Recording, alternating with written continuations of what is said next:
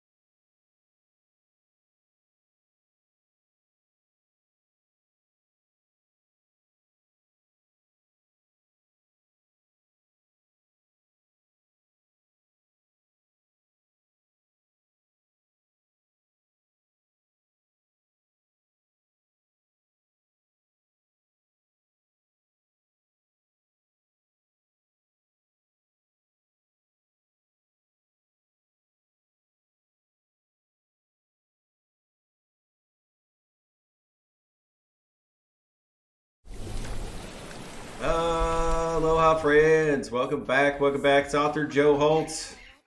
Today, with another Fireside Chat. Special guest, Dad Plays. Welcome, friend. What's up? What's up? It's nice to have you here, friend.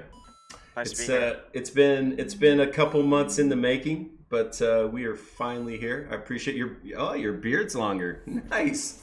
Dude, I haven't seen your stream in a couple weeks, and yeah, nice I beard. normally like trim it so it's not so long every once a month, but No way, dude. I'm rocking the like unruly beard. I started growing it in January. I was like, screw it. I'm gonna give it a year and see what happens.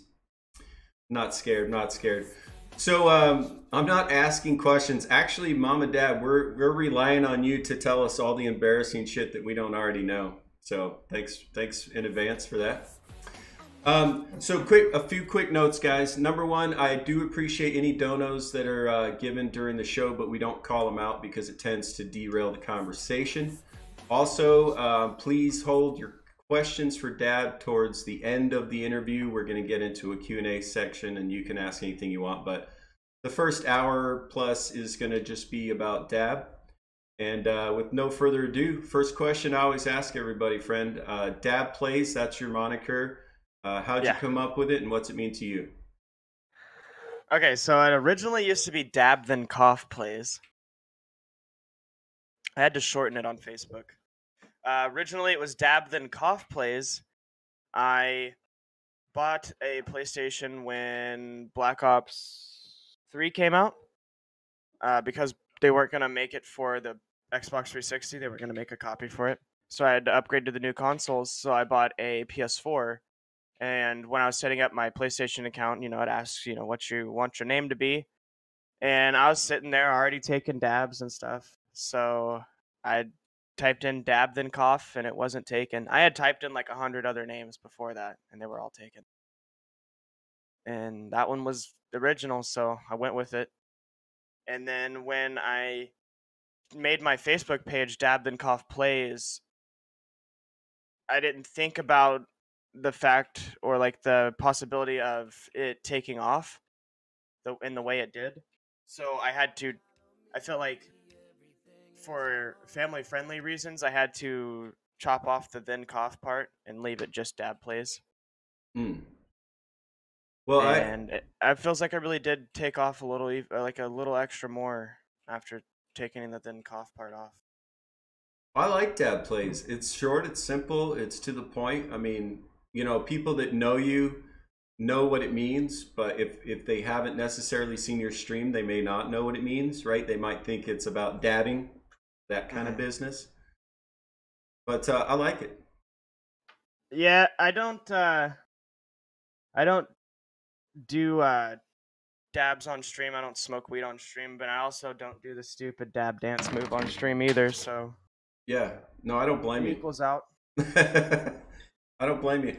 A little known fact about me: when I was on Xbox back in the day playing Halo, my clan was For Glory or Beer, and my name was Smoke Break 420. Nice. Yeah, and I So was like, all right, I got to calm down a little bit, but yeah. So okay, so second question that we always ask, and it's a two-part question. First of all, how long have you been streaming? But also, in kind of at the same time, what got you started streaming? I've been streaming for 1 year and 11 days. That's pretty. That's pretty specific. It's pretty specific. Yeah, 1 year and 11 days. That's because I just had my 1 year anniversary the other day. And the thing that wanted me to get into it is I felt like I didn't have anything significant going on in my life at the time. I hated my job. I didn't really have any friends, except for Sam. I had my girlfriend as a friend. Just kind of like hated what I was doing with my time at the moment, and so I started playing PUBG Mobile on my phone a lot to kind of pass the time and find something new to do. And I started to slowly realize that I was really good at it.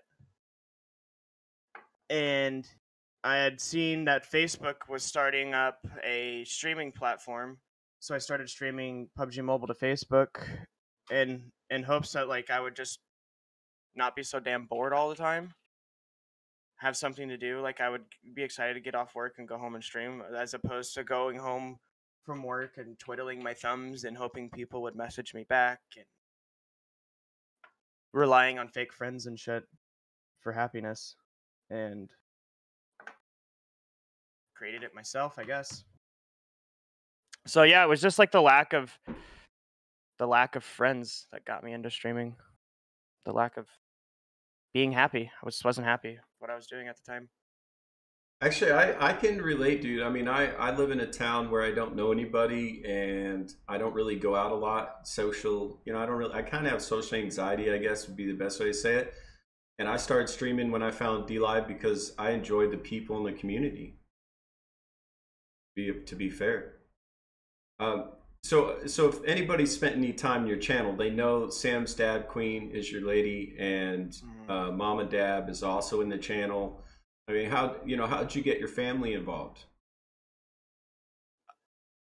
About a week before I started streaming, I was living with my parents at the time, and I kind of like wanted their advice about it, and I went and talked to them, told them, I wanted to grow a following on the internet so that I could have more friends and not be so lonely and stuff, and that I wanted to start with Facebook.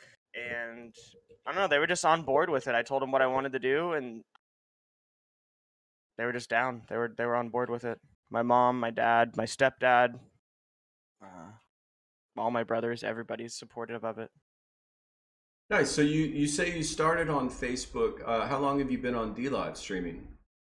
Since December. Okay. Okay. So I was gonna say I remember seeing you as early as January, when I followed LT Zonda over from Twitch, and you were still obviously pretty new to the platform, but you seemed like when I started streaming, I had no idea what I was doing. Like when I saw you streaming, you seemed to like have a pretty good handle on the whole thing. So was Facebook very helpful for you to learn how to stream, or is it completely different type of streaming than here on D Live?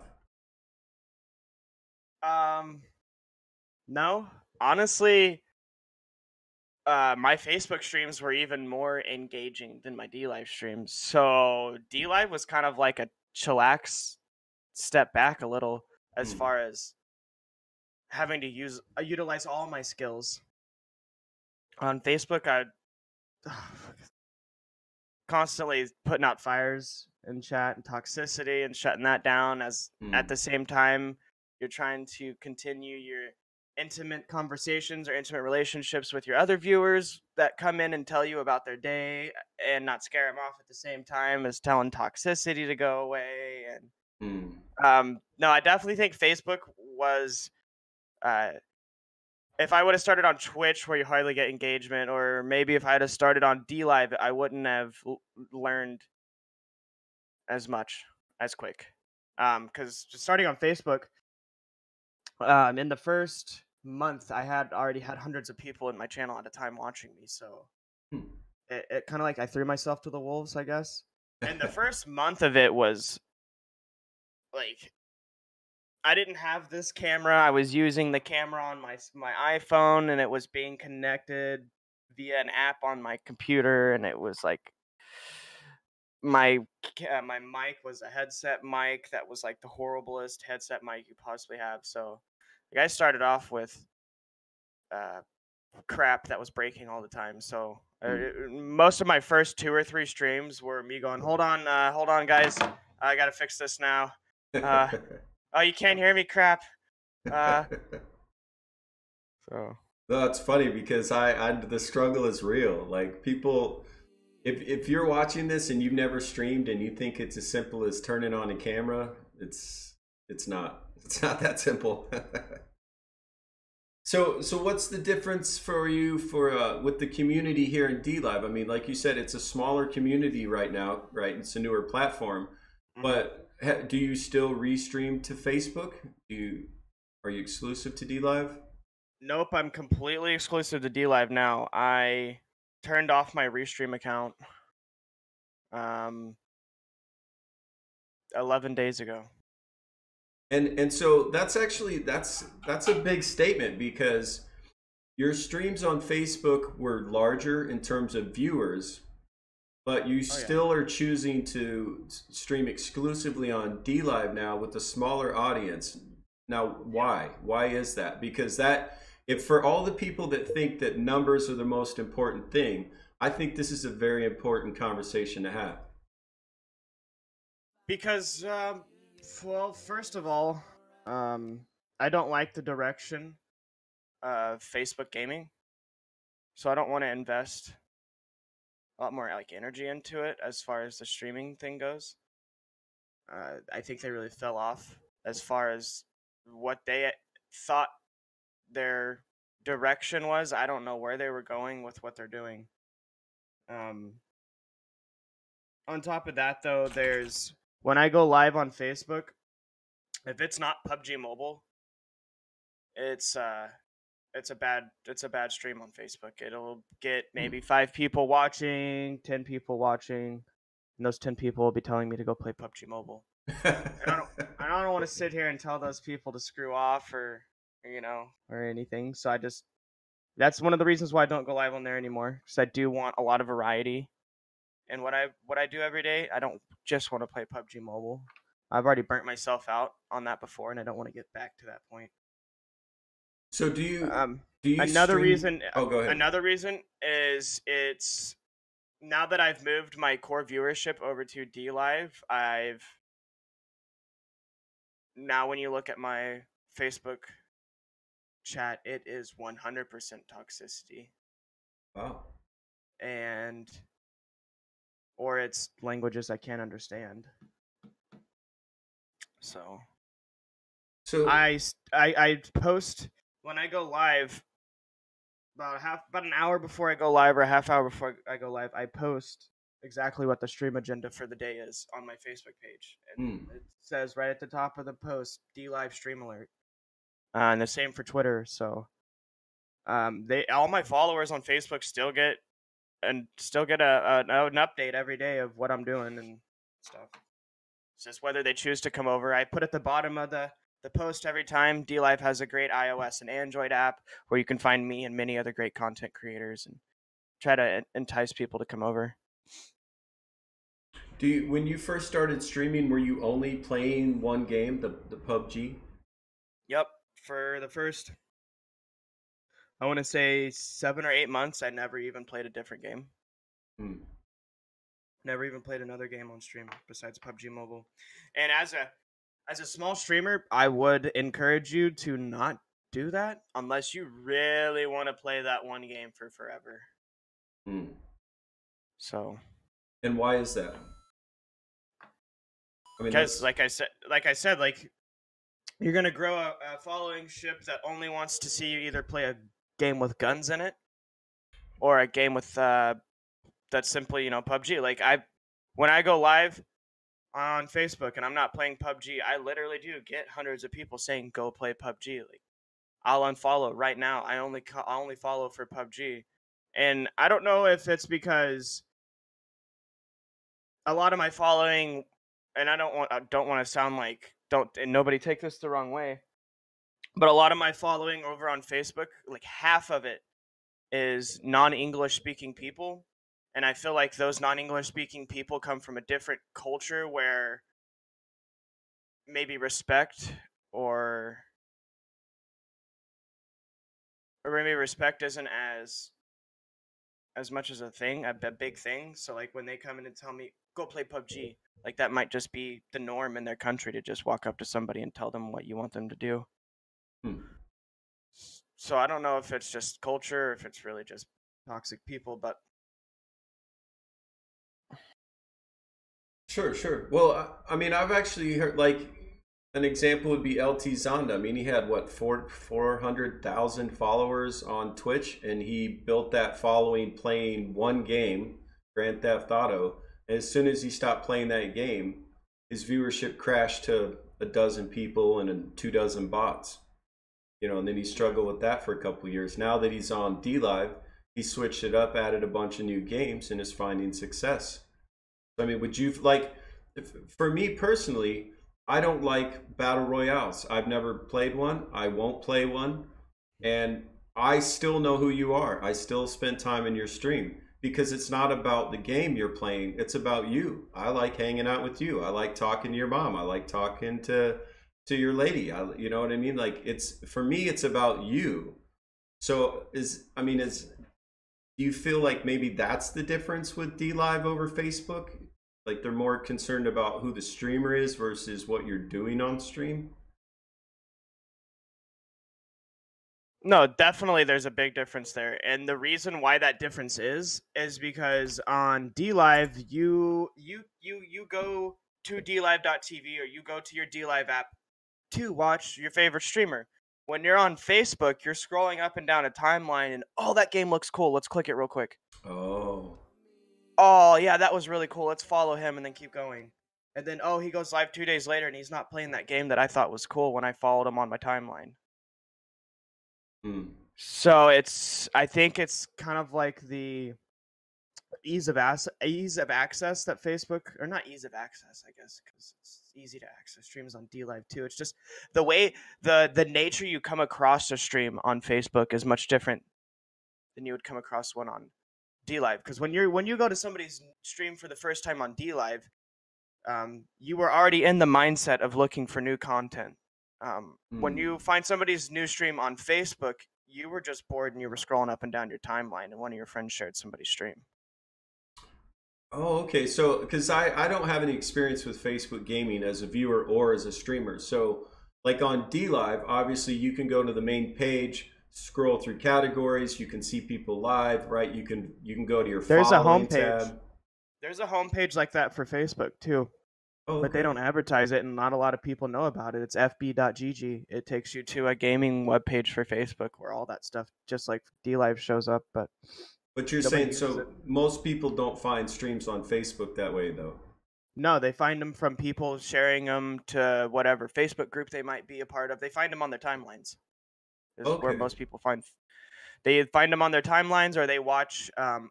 Say somebody watched a minute and a half PUBG fail video that somebody uploaded to Facebook. At Hmm. the end of that video, what would autoplay at the end is a big list of streamers that are live playing that game. Oh. Well, a number of my favorite streamers here on D Live came over from Facebook Gaming. Some of them still restream to Facebook, and they always say, "Oh, well, we've got 200 people, 300 people on Facebook, and there'll be like 27 in their channel on D Live, right? Maybe 50." Why do you think so many streamers are stepping away from a much larger audience to be on D Live? I mean, is it that much better? And if so, what is? Well, if you're a streamer that's looking for engagement, if you got that 300 people and none of them are saying anything, as opposed to the 30 to 50 that are actively talking to you, that can be a big thing. Another thing about Facebook is there's almost literally no monetization. Like if you were trying to make this a full-time gig, you were solely your sole thing is hoping that people buy Facebook stars for an absorbent added price to what they actually are worth or what they pay the streamer. That's basically your only avenue of revenue is hoping that people buy the stars. So like, you'd spend. I haven't even been on a Facebook stream in so long. I don't know if the prices are still the same. But say you want to give the streamer you're watching a $2 donation, you would literally have to spend like $4.50 on the stars to send to that streamer for him to get $2. So they make it really not worth it to support your favorite streamer. So you only get like half of the donation? Yeah, I'm trying to find a Facebook stream where I know somebody's live on my list here. Yeah, it'll be like, 1 star is 1 penny. So if you wanted to buy 99 stars, you're spending $1.50 or $1.60, and the bigger the pack, the more you spend. Wow. And then Also, most people watch from the mobile app, the mobile Facebook app. So if they want to just buy the stars on the go from the mobile app, it's the same as DLive. It costs more to buy the stuff on the mobile. Mm-hmm. So they really make it not worth it to support your streamer. Now, if you can talk your viewers into using your Streamlabs link to send you $1 or $2 donation whenever they feel like it, as opposed to buying the stars, that was the smarter route to go. There's a fan subscription thing, but your fan pays Facebook $5. You get like $3 of it.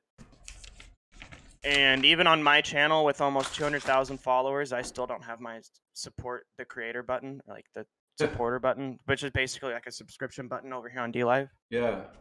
I don't know if I've talked too much shit about Facebook or they just really don't like me, but I never got my supporter button.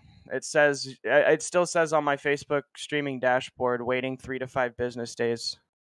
And how long has it been? It's been months. Damn. It's been you've submitted your fan subscription details. Your subscription will be reviewed to make sure it complies with Facebook policies and Apple guidelines. This typically takes 3 to 5 business days. I literally put that in like 6 months ago. Wow. I mean, I know even on Twitch, people were adding their PayPal link to get paid because Twitch was taking so much of the donation. Yeah, it's basically your Streamlabs link. I guess kind of putting so much time into Facebook and getting all the way to that big number that I'm at now, and never even seeing any love from Facebook, kind of tarnished the way I felt about it, as well as how much money they held back from me for a long time, with no, like, you would message support and you would get a robot message back like, hey, you got my money, what's going on? And how long does it take to get paid with Facebook? You have to gain 1,000. What was it? Been so long. You have to get 10,000 stars to start, like basically $100 worth to start your payout timer. So when you make your first 100 stars, it's supposed to be a 2-month timer that starts right after that, and then you get paid at the 2 months following. And then every month, if you keep making 100 stars a month consecutively, you'll keep receiving a paycheck each month. That's how it is on paper. That's not how it actually is. I made like $2,000 in stars in 1 month. I didn't receive the payment for that for 4 months. And then the following month made another couple thousand.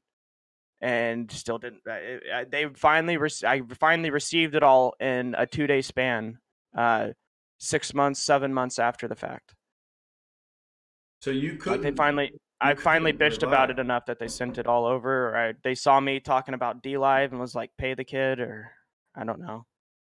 I mean, you can't rely on that to pay bills if you're trying to stream on Facebook. No, you can't rely on that. You don't know if they're going to pay you on the 5th. They're supposed to pay everybody every 5th of the month, and you don't know. I mean, have you been taking payments on and if it doesn't happen, you can't even message them and ask them what's going on, because they'll just send you an automated message telling you that they can't talk about it at this time. What's the difference with DLive? Have you been cashing out on DLive? Yeah, I cash out at least $1,000 a month. I try to. If I don't need to spend more than $1,000 a month, I only cash out $1,000. Leave the rest of my Lino liquidated. Except for right now, I need to do some stuff for my dog, so I'm basically cashing everything out at the moment. But yeah, I've cashed out. I cashed out when I was a verified partner, and the pay scales, the pay times worked right when they said they were going to, and I've cashed out as a GP, and now that the whole bank account situation set up, it's not the same. Back when you could cash out to your PayPal account as a global partner, I could literally put in for a cash out right now, and by tomorrow morning it would be in my PayPal account. That was pretty cool, but I think that's going away because of the fact that they're not using PayPal anymore. So everybody's got to wait the standard 3 to 5 business days to get paid.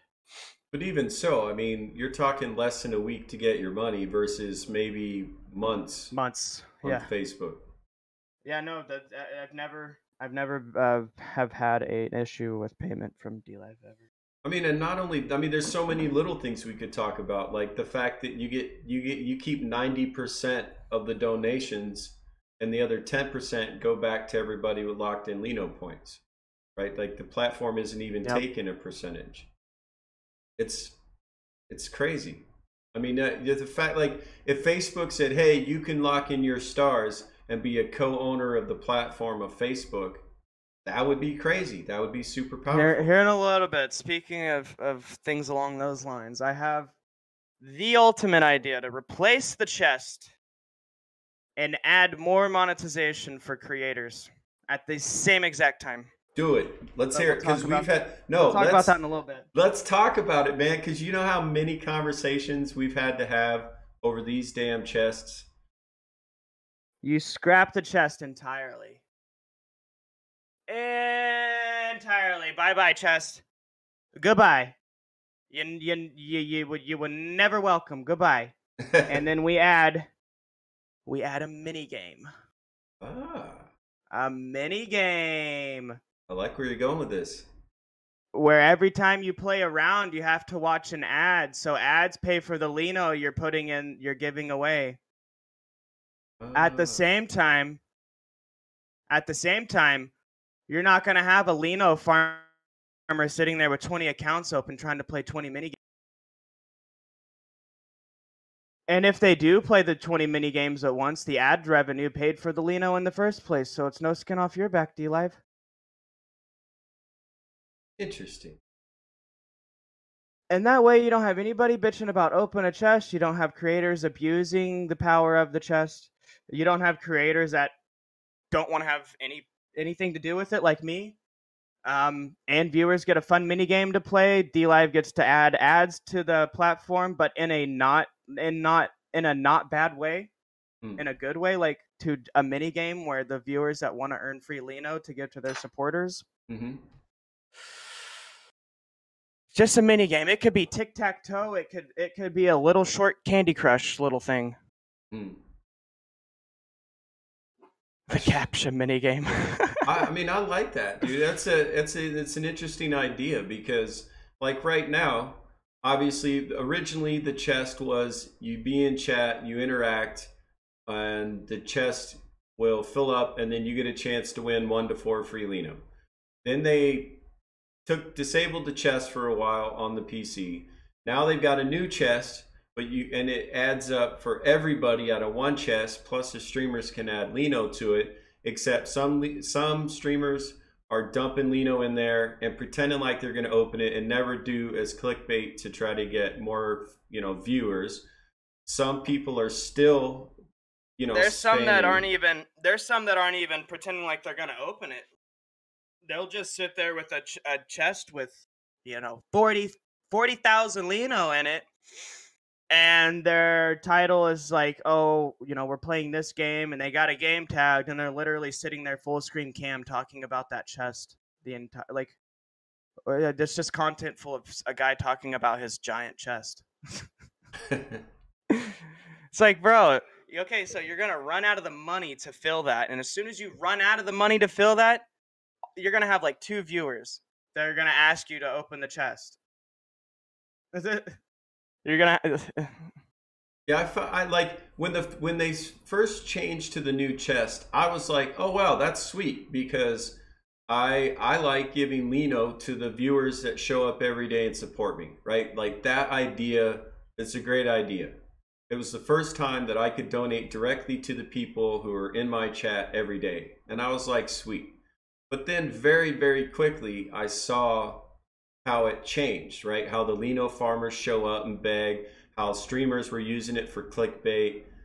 I mean, obviously this is, DLive is in, I would call it a beta, maybe even alpha, right? Because they're changing hardware, they're changing software, they're changing the user interface.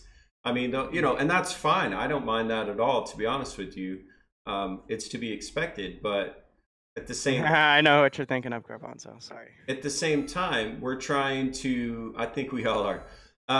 I think we're trying to keep the community feel of D Live, right? Like my mom's on here. Two of my brothers are on here. Both of my kids are on here, right? Your mom's here. Your woman's here. So many of us, literally, this is friends and family, and we came to D Live because of the toxicity on all of these different platforms, and we were over it, right? So like, go ahead. Like I said, just get rid of the chest entirely and add a freaking tic-tac-toe mini game where you're playing against the Lino blockchain. Like, who knows? Like, actually, I like that. I think if they tied the mini game into the cryptocurrency, which right now Lino is a private made currency. it to where you had to watch. Made it to where you make it to where you have to watch the streamer stream for at least 15 minutes before the prompt to play a mini game pops up. I like that too. You could add so much to it to make it just perfect. You could just add a 15-second ad between matches. Boom, the ads pay for the Lino that you're giving away instead of you literally just giving away Lino and then. Yeah, because it comes like there's several points to make here. First of all, like some streamers like myself, we stream because it's a hobby and because that's how we talk and make friends, right? Some people actually are trying to do it as a business and pay their bills. So for people that are trying to pay bills with the Lino, it hurts to give away Lino, right? To streamers, it hurts to give away Lino to viewers because that's bill money to feed your kids, to feed your wife, to feed yourself, right? To help your, like you said, your dog. I think the people that are doing it and the way they're doing it don't have worries like that.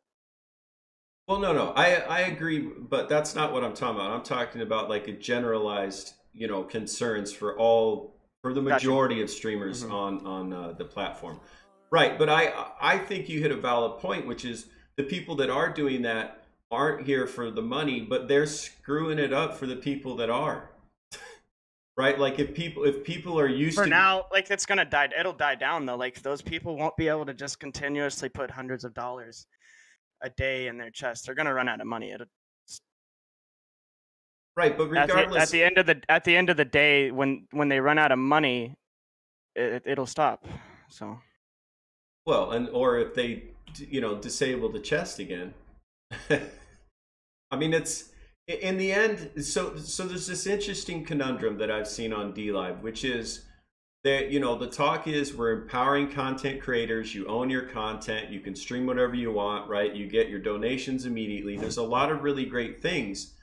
However, this is still a business, right? They still are trying to make money, and how much do you think that actually affects, like I've heard a lot of arguments about, okay, the D in D Live is supposed to mean decentralized, except D Live is still making decisions as a company without the consent of the streamers who supposedly own the platform, right, through locking in Lino, through the content creation, right? D Live's product is us. Apparently, none of that goes into effect until all of this hits mainnet. We're out of testnet. So okay, so that's a good point. That's a great point. Don't get me wrong. I every time, like, I definitely know what you mean. And every time, like, an event comes out or a new feature comes out, and not even the global partners get even get a say or like a heads up or anything, then yeah, I definitely feel what you're saying right there. Like it hurts, and it doesn't feel like a D Live. It feels more like a, you know, it's their platform. A C Live, centralized. Yeah. Well, and I felt that a little bit myself. You know, I have no problems with change. I believe life is change, and if you're not changing, you're going to get left behind, right? So I don't have a problem with the constant change, especially since, again, the cryptocurrency, not cryptocurrency, it's a private currency because it's on a test net. D Live still not mainnet because they're still changing software, they're still changing the interface, right? They're still changing how you can get paid. They're still changing how you Yeah, can buy Lino. all these systems and all this stuff has to be 100% on point before they go mainnet, because once they go mainnet, to change something as simply as a feature like the chest, what you got to get we'll have to get everybody's vote, and it would take a lot longer for anything to happen. Right, and I've So actually they want heard it to all be pretty much set in stone before they go there. Yeah, and I've heard Charles and the leaders of D Live and Lino say that specifically, which is we've got to get all this worked out before it gets too big to be able to then affect it, right? To be able to change it. So that all makes sense, right? That makes sense. I have a question though for you, like as a person myself who is a verified partner. Last month I hit the requirements to apply for global partner. And with some trepidation, I applied. Now, then I was watching staff streams and D Live streams, and they basically didn't say this to me directly, but basically said, "Yeah, you're not going to be a global partner because you have to show that you can raise over 100,000 Lino a month for multiple months in a row, because we don't want to give it to you and then have you lose it like the next month." So, like as a global partner yourself, like how do you? Like, and we also have to add the caveat, most of us don't want to ask for Lino or beg for Lino, right? We want that to be whatever our viewers can do or want to do.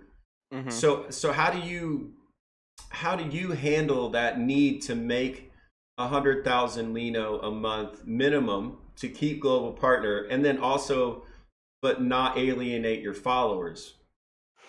So one of my biggest, strongest things I feel like gets me to that 100K a month is like it's the 21st of this month so far, and I've streamed 203 hours.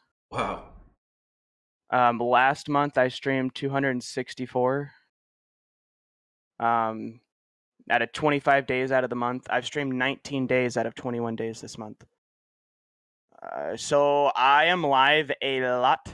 I think that's one thing that gets me there. Another thing is that I don't encourage people to. I'm not sitting there like, hey, I just if I do this, everybody better drop a lemon or an ice cream or no. I don't do any of that. Like, only thing I encourage people to do is if you really want to support me, drop a sub, get that Dab Nation tag. That's 298 Lino. Like, if you can get 5 people to sub a stream, or you can get even 2 or 3, like that's a 1,000 almost Lino. If you can get 3,500 Lino a day over a period of 30 to 31 days, you get the global. You keep the global easy. Some days you're not going to hit the 3.5K. Some days you might only get 2,000, but then there'll be other days of the week where you get like 5 or 6, and it like makes up for it. I just stream a lot, dude. I don't know. That's my. I just so stream you just a lot. put in the work is how you. I put in I put in a crap ton of work. I mean, something that I've seen with the new chests, and partly why I agree with you in terms of we should not have chests. I've seen streamers put 5K, 10K at a time into the chest, disperse it to their audience immediately. The audience gives it back to them. They put it back in the chest. They give it back to the audience. The audience gives it back to them. And they're making 30, 40,000 Lino in a stream. Right? And then they just kind of like washing Lino. Yeah, exactly. Like washing hands with it, and it's actually that violates the terms of service, right? But not. I mean, if you're not in the way they're doing it. Right, exactly. It's like, oh no, they're just being generous and giving it back. Well, I mean, yeah, but like when it seems to be the business as usual, then I have a hard time believing it. Well, when you can convince 100 people to say sub to your channel, that's 298 Lino times 100. That's already a third of your global a month right there. Like, so that's why I say get people to sub as opposed to just sit there and toss you. Because then there'll be people that'll monthly sub, it'll repop every month. Like, it's just people like to have that Dab Nation tag when they're in my chat.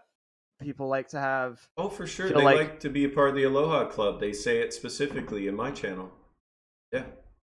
I don't like, and not that it's a bad thing. I don't feel like it's a bad thing, but I don't like the fact that when people put on their, like, right below themselves on their screen, they'll put, oh, here's my global upkeep, and it'll literally be Mm-hmm. and it'll say, I'm at 75,000 out of 100K. Like, Mm-hmm. if you're a global partner, you should not feel the need to put that on your screen. That's just me, though. I mean, that's it, dude. That's powerful coming from you because you are a global partner and have been for months. I mean, you can. DLive is transparent and shit, so like you could check earnings and stuff, and like I'll tell you right now, it's the 21st of the month. I've already received 132,000 in donations this month. Like, I also like to like like to think that a little bit of the reason why people donate to me is because I am good at like PUBG Mobile, and most games I play, I'm pretty decent at, and I'm pretty entertaining. So I feel like people like to pay for the entertainment that they're receiving, or not pay for it, but like tip it. Well, no, that's it. That you hit the nail on the head. In my opinion, and this again, this is my opinion. I like to state that clearly. People donate to you because they like the content you're creating. That should be the reason they're donating, not because you beg for it, not because they feel sorry for you, not because you used clickbait title like I need to buy diapers. No shit, we all need to take care of our kids. Like if I'm in your channel and I'm hanging out and I'm watching what you're doing, it's because you're entertaining me and I want to show my appreciation. Like if I go to a restaurant, if I go somewhere where it's a service industry and they're providing the service and I'm enjoying myself, I'm going to give them money. I mean, that's You can ask Sam. As much as I hate tipping my waiter or waitress, if they really did do a good job, I don't feel bad for tipping them. But if they came over and filled my drink once in the entire time I sat there, I'm not going to give you anything. You get paid for the time you're here, like everybody else. But if you came over, hey, is everything good? You need any more ketchup? You need some butter? Filled my drink. It didn't even get halfway empty, and he came over and refilled it. You're like, yeah, that's damn good service, and I tipped that. Mm-hmm. So do you find that your gameplay is the thing that draws most people to your channel? I mean, even still now on DLive? Like most no. of your daily viewers? No, he said no. I like to think. Well, my daily viewers obviously are there just to see me, but I like to think that what draws people in the most is when I put on a silly onesie. I've seen a few of those. That's how I normally get people's attention for the first time, is like, what the hell is this guy doing? and then when they come in and see, oh, dude, this guy's good at PUBG Mobile, and holy crap, he's actually playing on a tablet. Actually, that really caught my attention, and that's one thing I wanted to talk about. If you want to talk about it now or later, is fine. But I had never seen anybody stream on a tablet before. I found that interesting and have There's no a couple idea. other DLive streamers that do it. Only a couple though. So how do you do that, if you don't mind talking about it? Like in technical terms, explain it so that if somebody else wants to try. All right, so inside my computer, I have my PCI slotted Elgato HD60 Pro capture card. So there's an in and an out slot on the back of my computer for capturing stuff via devices. Mm-hmm. I have this cool little device gadget right here. That one end of it is the end that you plug into obviously an iPhone or an iPad. And then this end of it has a charging port plus an HDMI port on it. Mm-hmm. I plug that into my iPad, and I can plug a HDMI cord into that and put it in the in slot for my capture card. And then it captures into my computer. And then from the out slot, I can like put it to a monitor or something if somebody in the room wanted to watch me play. So is it screen. So it's wired and not wireless?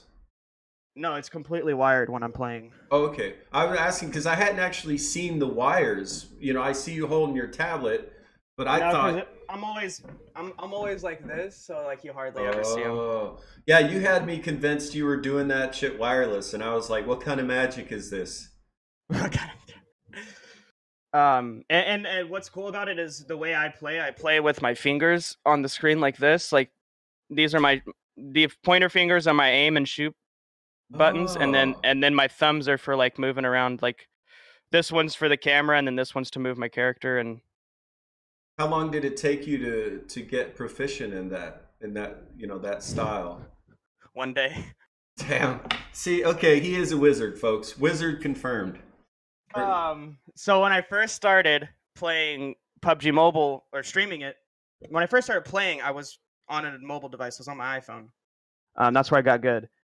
And then I wanted to stream it. Well, when I first started streaming, I didn't have the money to like buy an iPad, to even buy one of these little things, $50. Like I didn't have the extra cash to go and do that. Didn't have the capture card. I didn't have a PC that even could have a capture card slotted into it at the time. So like at the time that was out of the question. So I downloaded the 10-cent gaming buddy, which is what you see most people streaming PUBG Mobile use, and got good on that. And that's where I grew my following. And once I was able to buy an iPad and switch to straight mobile, I did, and that was about 5 months ago. Hmm. I switched to iPad, and I say I got good at Claw in one day because I brought my iPad home and I literally was like, all right, I'm not even gonna learn the shitty way to play this. Like I'm instantly going pro. I'm going Claw, and never even learned in any other way. Just went straight to the hard way and just what do you forced mean myself. what's the shitty way? I The don't shitty way, the yeah. shitty way is when people just use their thumbs like this. Oh, okay. Because when you have to go to aim at somebody, then you got to take either this thumb off or this thumb off to either go hit your aim or your shoot button, Oh. and it's going to give you a major disadvantage over somebody that's like this and can move and aim and shoot and everything all at the same time. Now, does that hurt your hands? I mean, do you get claw hands? I'll pick it up again and show you how it doesn't. So when I'm actively shooting and killing at somebody, like trying to kill somebody, my fingers are over. These two fingers are over the screen. Uh-huh. But if I'm just running around and looting, they're right up here, resting Oh, on the okay. sides. And as soon as I know there's danger, boom, they instantly are Hmm. flipped over.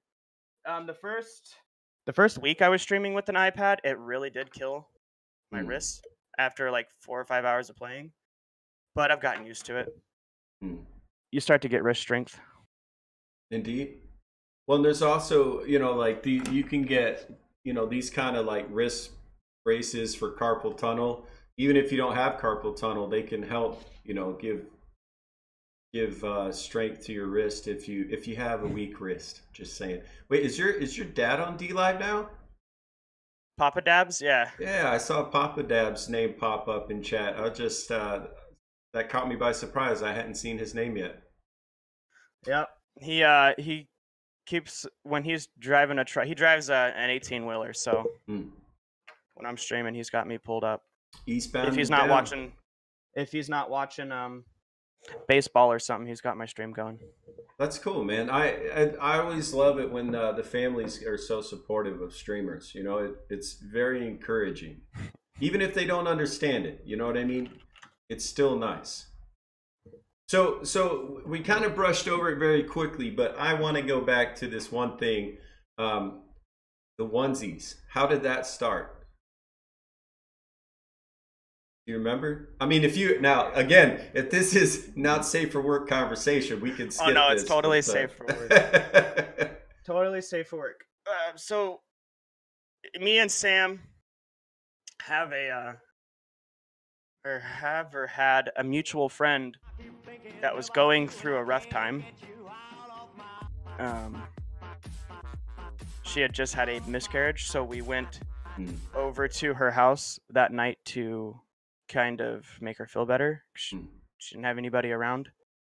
And Sam went to the store and bought all three of us onesies, the teddy bear onesies, so we could all sit around her house and wear the same onesie and kind of feel like, we're trying to make her feel better, make her a little happy.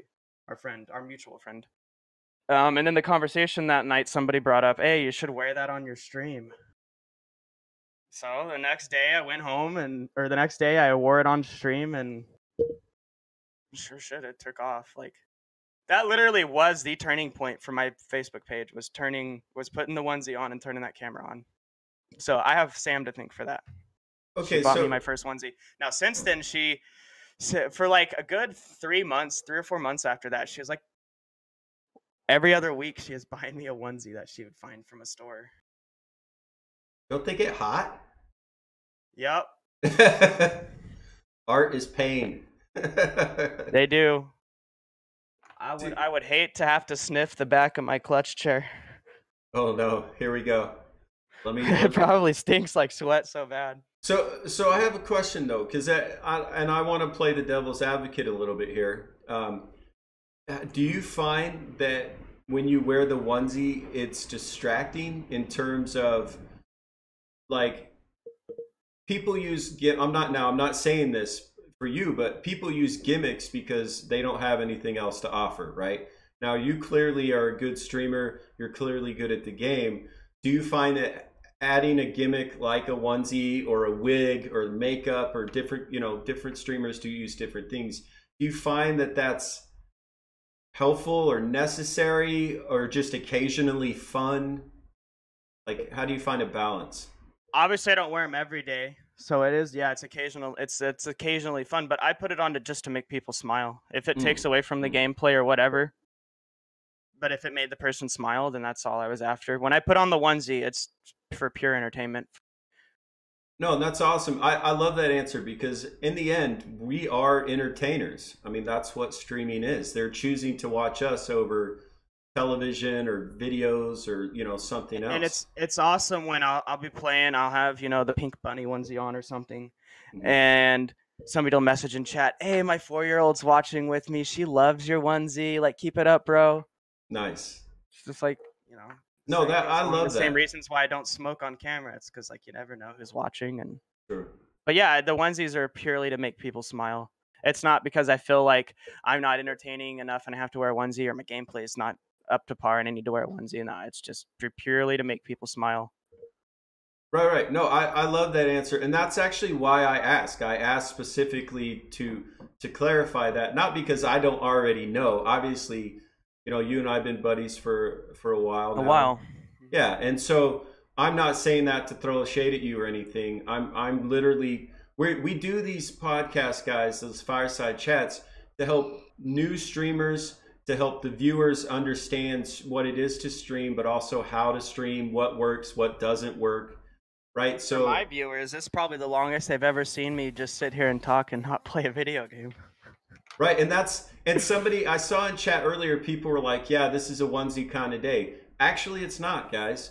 Like, when I didn't ask Dab not to wear one. He just didn't. But when when people have wigs and makeup and onesies and the different things that they like to do on stream, that's their persona on stream. But what we try to do on these fireside chats is help you guys actually get to know these people on a real level, to understand that streamers are human beings with emotions and families and the same needs as you, right? So when you come into the channel, hang out with us, enjoy us, but don't abuse us, right? Don't hate on us. We have emotions and feelings too, right? So we're trying to humanize streamers, and that's what this fireside chat is about getting to know Dab on a real level. So let me ask you this, friend, and I know, but if you're willing to share what your first name is. Jonathan. Jonathan. So do you like when people call you Jonathan or John, or do you prefer Dab Plays? People in real life don't even call me Jonathan. Everybody just shortens it to John in real life. Sure. Or there's like my stepdad. He calls me Dab. Oh. Like, since I've been a streamer, my stepdad calls me Dab. Like, that's just become my new nickname. And the reason I don't mind sharing it is because I came from Facebook, where that's all out in the open anyways, so there's really no hiding it. Well, oh, you mean your name? Yeah, Right. when you go to a Facebook page, it shows who the owner is. So Sure. you can't. And they made it. You used to be able to hide that, and Facebook Gaming said no. So Interesting. you have to. You have to give your information out. So. Now, I've noticed your hat, sir. That looks a lot like a D and a P, which I'm sure refers to Dab Plays. So you've got custom merch available. Yep. Thanks to Mr. Tricky. He's floated around D Live for a while. He's probably been in your channel a few times too. He made all my merch, did all my branding. He made this logo. He's made the majority of the graphics on my stream. The way my stream looks like right now was my way of placing everything, but most of the graphics on that he made. So how long have you been doing custom merch? Since December. So Before I came to D Live. Right before I came to D Live. Do you find that that would be important for streamers to have merch? Once you get to a certain point, yeah. I don't think everybody should have merch because it does cost money to have a storefront on the internet. So for me, it's $30 a month to have my store up and running. So if I don't sell, 2 or 3 T-shirts a month, that's just money that I'm paying into a merch store. What do you use? What merch store do you use in case people want to grab some Dab Plays merch? You can go to shop.dabplays.games. I have a custom domain for that. Can somebody throw that link in chat? Any number of the Dab fans. Papa Dab says you're Johnny and always will be. Dude, and to my godfather, to my friends, like they call me Joey. My name's Joseph. Most people know me as Joe, but to like family, a lot of them, like my godfather especially, call me Joey. I like it. I use a website called Shopify.com as my storefront, and through Shopify, there's hundreds of drop shippers you can sign up for. And a drop shipper is basically a website where you go to, you sign up your store to it, and you upload your designs to it. And then you can upload those designs on their merch to your storefront. And then when somebody orders a T-shirt with your logo on it, they literally make that T-shirt right then and there and ship it to the person. So you don't have a pile of merch laying in a room somewhere at your house. Like everything's literally printed on demand. Yeah, and buying stock like that is expensive. I don't push my merch. We're working on ways to like advertise the merch better, but I don't push my merch enough to where I feel like people want to buy it or anything. So like over the last 3 or 4 months, my store's only costed me money. So. Well, I spent 10 years in college for art and graphics design and logos and all that stuff, dude. And I'm telling you, your logo is on point. That is a damn good logo. I only have Mr. Tricky to thank for that. I'm serious. It's clean. It's easy to see. It's easy to understand what it is. It's dynamic, right? Like so many people try to overcomplicate a logo. When I was about 3 or 4 months into streaming before I even had a logo or branding at all.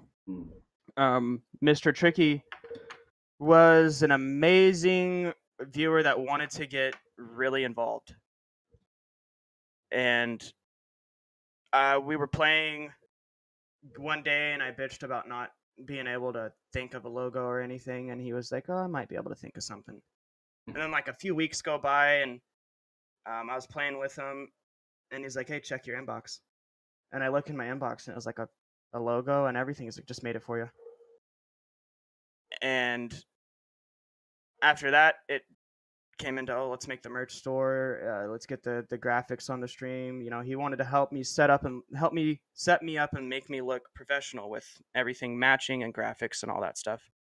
So without Mr. Tricky, the quality of my stream would not be as anywhere near what it is right now, because having Mr. Tricky on my side, it wasn't even just about graphics and branding. And if I had an issue with, hey, I couldn't get this sound thing to work, or I couldn't get this technical thing to work, like he's always my go-to guy. Hmm. So Now, Mr. Tricky is freaking amazing.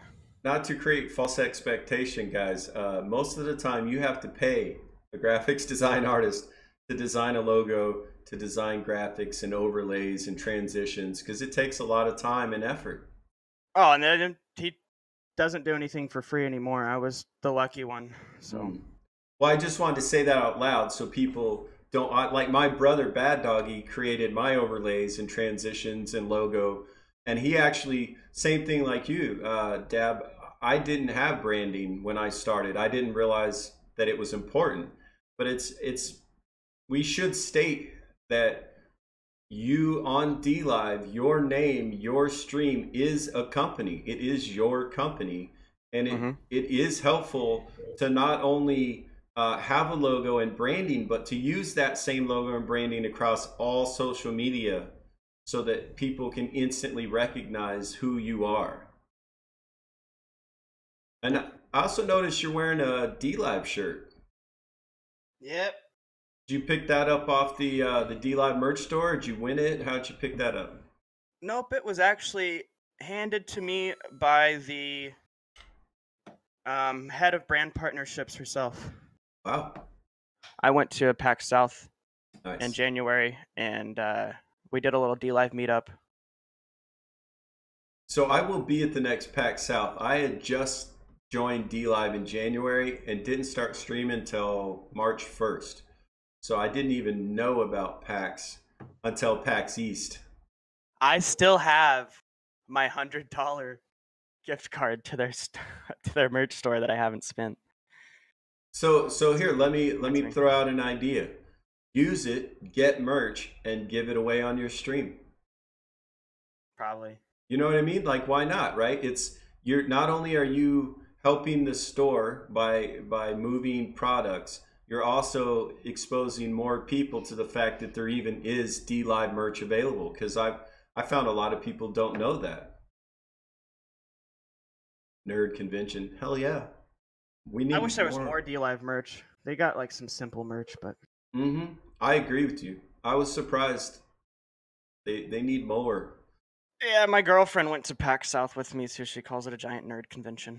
It is a giant nerd convention, and you know what?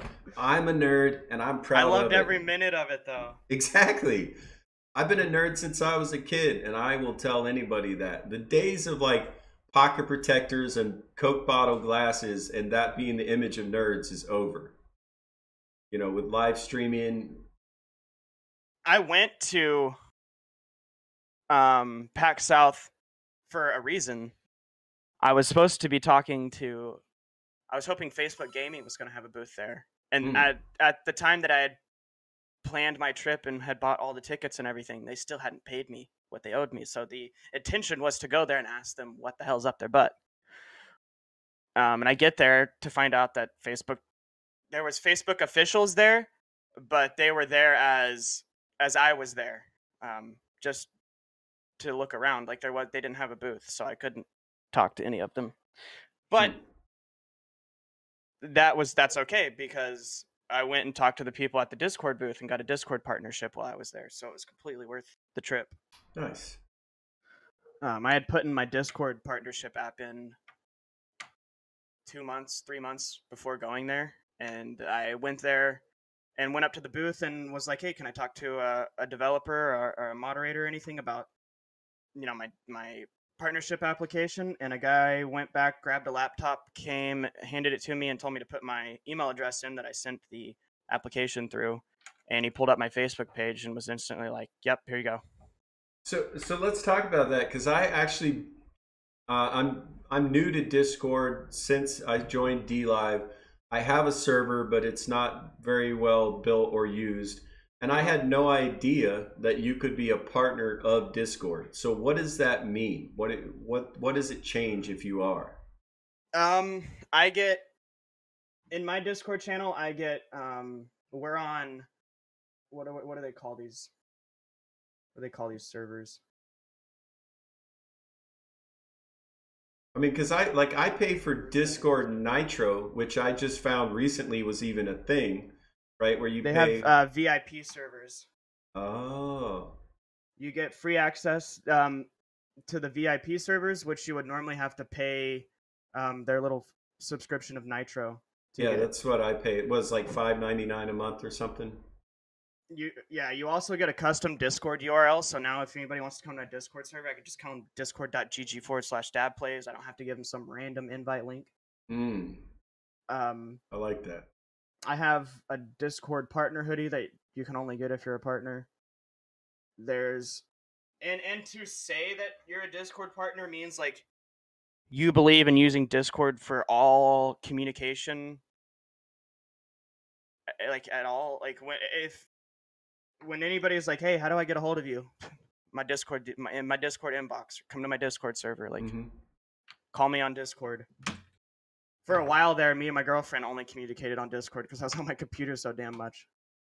I feel like maybe I should apply for Discord partner. I mean, I only exclusively talk to people on Discord. I use Discord for all of these fireside chats that I do. I mean, I love the service. The thing about being partnered with Discord is they don't have. It's not like DLive where there's a progression to Discord, like to a progression to partnership or anything. They have at the very bottom of their website when you try to go to get partnered, they have like what the average stats of a Discord partner are. And it'll be like the average Discord partner has, 700 people in their channel.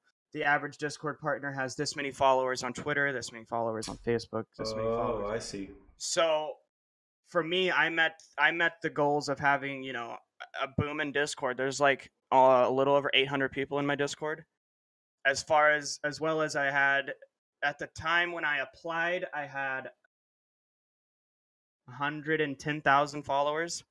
And then they also look at whatever content you make and they look at the engagement on your content. And I see Best of the Worst says 10,000 followers and 100 concurrent viewers. They also look at, so for me as a Facebook streamer, they looked at my engagement on my streams. They looked to see how many likes the streams got and how many comments they got. Because if it was a stream that got, a 4-hour stream that got 100,000 views, well, that's great and all, but if only 10 people commented and 15 people actually hit the like button, then they're not looking for that. But since my videos got decent views and also got a crap ton of engagement, that's why they partnered me. They're really finicky about like Facebook streamers. They mostly partner, like Best of the Worst, as Twitch people and like Instagram stars and like. But there are people that should be able to get a Twitch partner, a Discord partnership, but their Discords are so toxic that Discord doesn't want to have anything to do with them. Like, not trying to throw out names or anything. It's not like it really matters. But like Sam Pepper, he's got a big following on the internet. Like 2 million people follow him. He gets decent views on his videos on YouTube. But when you go into his Discord, there's like, it's just toxic in his general chat, and like he's got an NSFW section in his Discord that's just full of stuff nobody should ever see.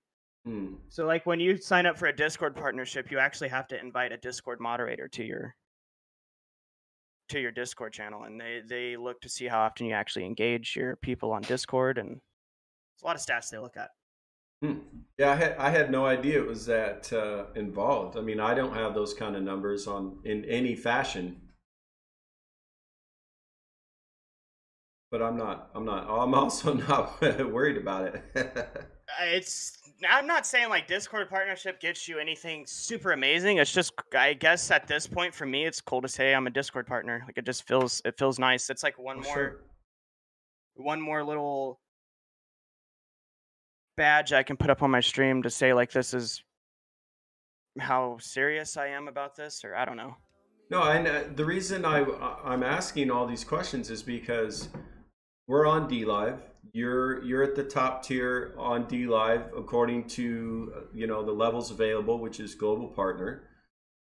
You're meeting all the requirements on a monthly basis, and a big part of what we do on these fireside chats is to try to help people understand what is necessary to be a successful streamer on DLive. DLive most certainly pushes social media. It is required that you're on social media to be a verified partner, right? Especially Discord and Twitter. And this information is invaluable. I've never heard this before, in terms of what's necessary to be a Discord partner, and we've done 24 of these already. So I mean, that's what I love about streamers, especially on DLive, is we all are doing the same thing, and I say in quotes the same thing, but from very, very different realities and very different backgrounds. Yeah, and there's lots of stuff that I don't know too, so like I know what you mean. Yeah, so this is nice because all of us working together are going to learn from each other and grow and progress, and that together is what's going to make DLive successful in the long run, in the long term. Right? Like DLive needs to grow exponentially to compete with any of the other live streaming platforms, but there's clearly something to it because all these other platforms are established, they have the numbers, they have the viewers, and yet people are still coming to DLive, in large numbers now. So there's got to be something that's different. For me personally, I think it's the community that's available.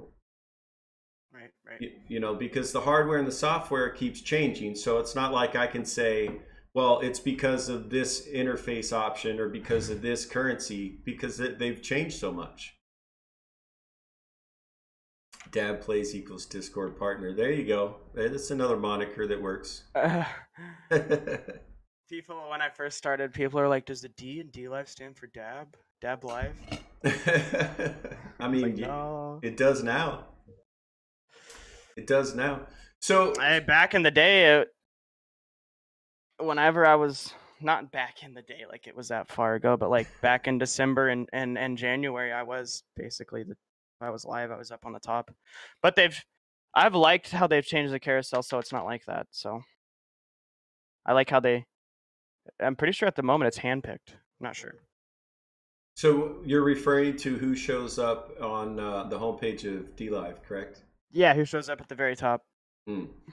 And before you said it was different? Like what has changed? The fact that that's a handpicked carousel and it's not just whoever has the most views. Okay, so before it was based on viewership. Yeah, whoever had the most views had the big box. And I've noticed that like the creators on the rise, that seems to be specific to the total amount of Lino donated. Is that correct? In the last 24 hours, yeah. Okay. And what so are your feelings on that? The crazy thing, the creators on the rise thing. Yeah. I feel like it used to be abused, but now people don't do it as much. The only time that creators on the rise list ever mattered is when PewDiePie had his hype over here, because people were looking at that list to see who to go look at. Any other time, that list has never mattered to anybody's success. Never helped anybody to be on that list. It's never hurt anybody to not be on that list. So, yeah, and I feel the same way. I heard about something in recently that I didn't even know existed, which is, so let's say you go to the main page of DLive and you scroll through. There's all the viewers that are live in whatever order, however they pick them. But on their overlay, it actually shows how many viewers they have currently and how much Lino has been donated to them on that stream. And the thing that I just heard about that I didn't even know existed was some people won't even come to your channel if you haven't had a lot of Lino donated. I don't understand that, like what that's about. Do you have any experience with that? No, I haven't had experience with that, but trying to understand the logic behind that. If somebody's not going to come to your stream because you don't have an absorbent amount of Lino donated to you, that's not a viewer you wanted in the first place. Right. That's a damn good point. So I wouldn't even worry about it. If you want somebody that strictly wants to come to see your content, hands down, all day long, that's the people you want. Absolutely. Yeah, and now there is, and I've heard conversation go both ways on this. We talk about the quality of the content, and the streamer should be the determining factor whether or not you're spending time in the channel. However, if you go to the main page of DLive, you can sort through streams by the game that they're playing. So how much of what we're saying is actually true in terms of the quality of the streamer, right? If people are going to come to the platform to watch a specific game, then aren't they going to watch the player who plays the best at that game versus the player with the best personality that plays that game? I mean, when it comes to that, I mean, that viewer is a viewer you want either way. It just that's okay. I mean, some people are going to watch for the game, some people are going to watch for the streamer. Maybe they show up for the game and stay because of the streamer, right? Instead of hopping channels to other people playing the same game. I mean, we'd like to hope. Well, you got like Enforcer J, for example. There'll be some nights where he's got 100+ people watching him play because he's that damn good. And then there'll be other nights where he's only got 25 people watching him. You can't struggle to get more than 30, and some of those other people are in other streams. So, like, I see what you're saying, but I don't think it really makes that big of a difference. Like, it's like a pendulum that's swinging. Some of those viewers are gonna... How the fuck do I say this without confusing everybody? Some of those viewers are going to be on this end of the pendulum where they really just wanted to watch the game. And then sometimes they're going to swing where they really just wanted to watch the streamer. You know what I mean?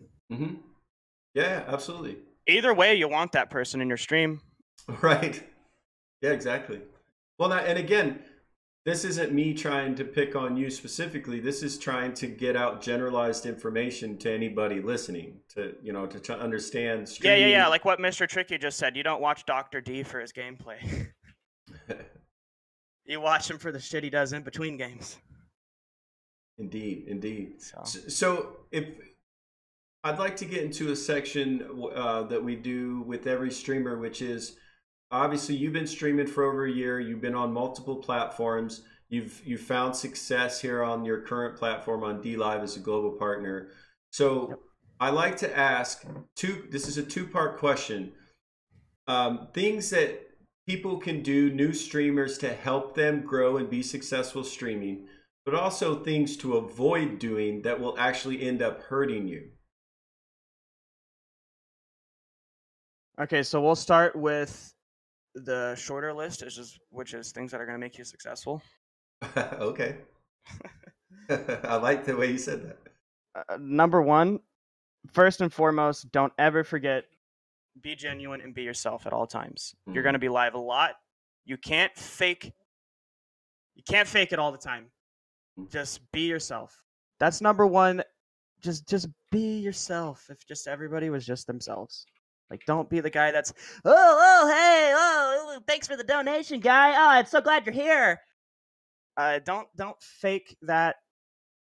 If you're not in a good mood, just say, hey, thanks for the dono, bro. I'm glad you're here. But don't hype up your voice, or don't be the guy that starts his stream like pew, pew, pew, pew, pew, pew. What's up, chat? Let's go. Like, right. You're not going to be able to keep that up all day, every day. Like, always just be yourself. Number two is, most people would say be consistent and have a schedule. I just say be live as often as you possibly can be. Just be live as often as you can be. Those are my two things. Genuine, be genuine, and be live as often as you possibly can be. Now, things to not do. Don't always play one game. If you're going to be a streamer that plays games, definitely mix it up from the get-go. Why? Just to be clear. Because that's going to weed out people that are just there to watch the game. If you don't want people that are just there to watch the game, you at the end of the day, you do want people that are there for you. That doesn't mean drive off the people that are just there for the game, but because they help too. They keep your numbers up and they keep watching you and they like what you do. So, like, try to please them still, but don't just play one game. Another thing, don't ever, if somebody donates to you, don't try to bait that person to keep donating. Oh, that's a good point.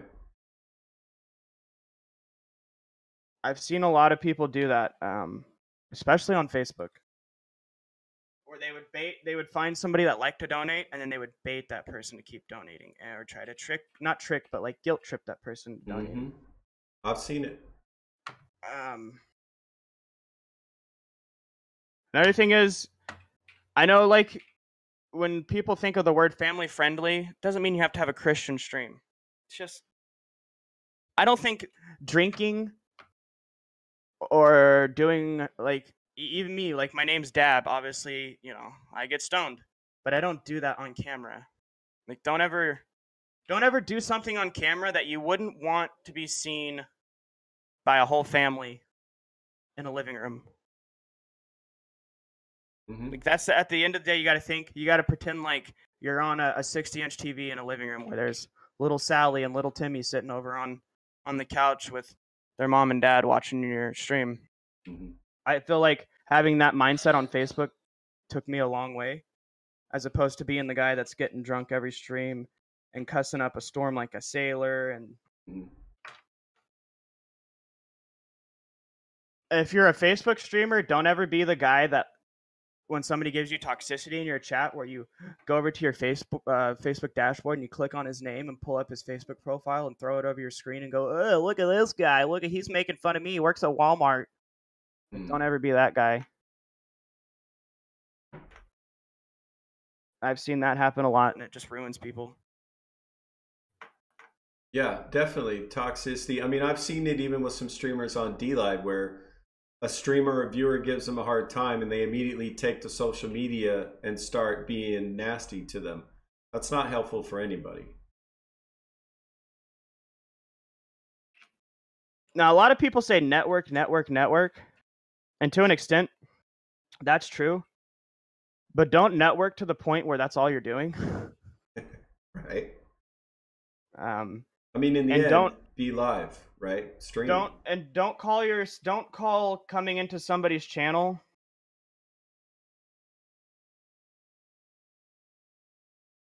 There's a way to network that I see people do, and there's a way to network that I don't like when people do. So, could you clarify for us? Yeah, I'm trying to clarify the difference. So when somebody comes into my channel and goes, hey, I'm new to DLive and I play this too. We should play sometime. I don't like that. I don't like when you just come in and instantly assume that I'm just gonna play with you and split audience. Not split audience, but like, I'm not gonna promote you when I don't even know you. I've never seen your stream. Sure. You've never seen me in your stream. As opposed to somebody that comes in and says, dude, that was a nice kill, and hangs out and was like, oh, I didn't know you played this, and like at least talks to you beforehand. Like, I don't know. I guess I can see people that just come and try to network with me for the sheer fact of who I am and how big I am, as opposed to this people that literally actually do care for the content I make and do want to play video games with me because they think I'm a cool dude. I see what you mean. So what's the way to do it correctly? The way to do it correctly is hit me up in a DM. Oh, okay. I guess that's what I was trying to get at. Like, don't try to network with me in my channel. Don't be like, hey, I play this game too, we should play. And then come in the next day, hey man, are we gonna play sometime soon? Like, if you want to network with me, I think it's the best way to DM me.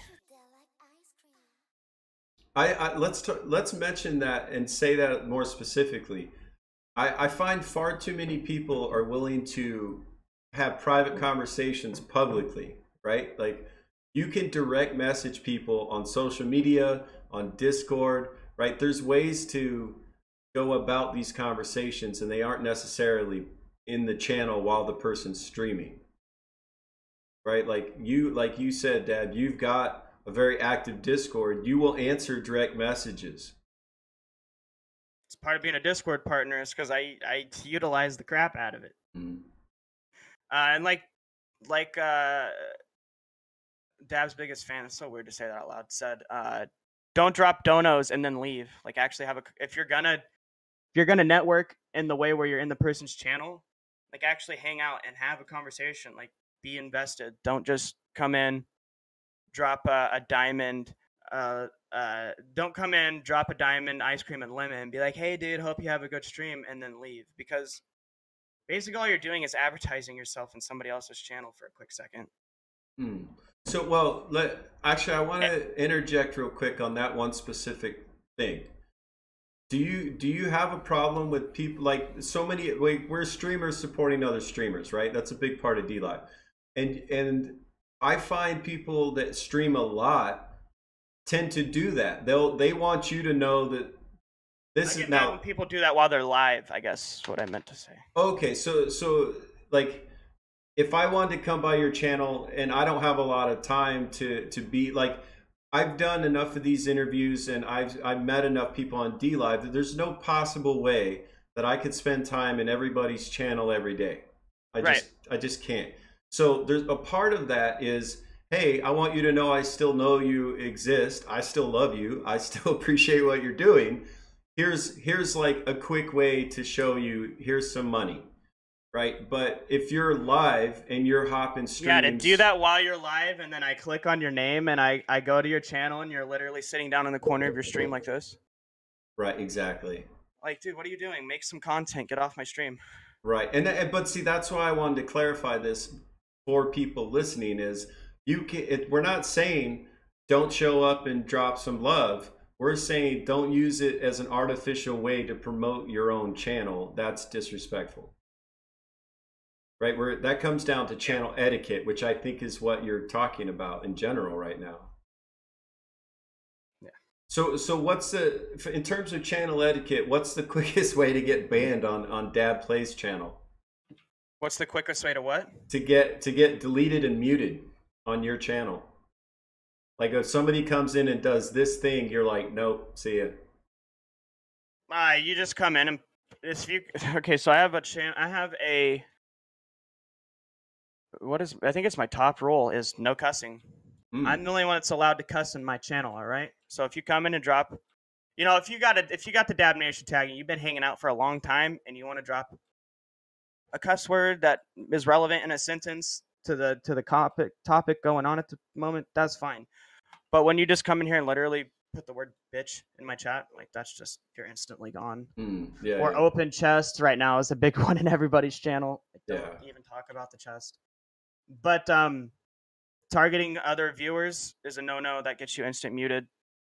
So cyberbullying, cyberbullying, yeah. Dude, if you come into my channel and you even give a hint of you're a toxic person, I don't even give my mods the chance to mute you. I just get rid of you. And that's probably something coming from my Facebook experience, where literally I was muting probably a good 20 to 30 people a night on my Facebook channel.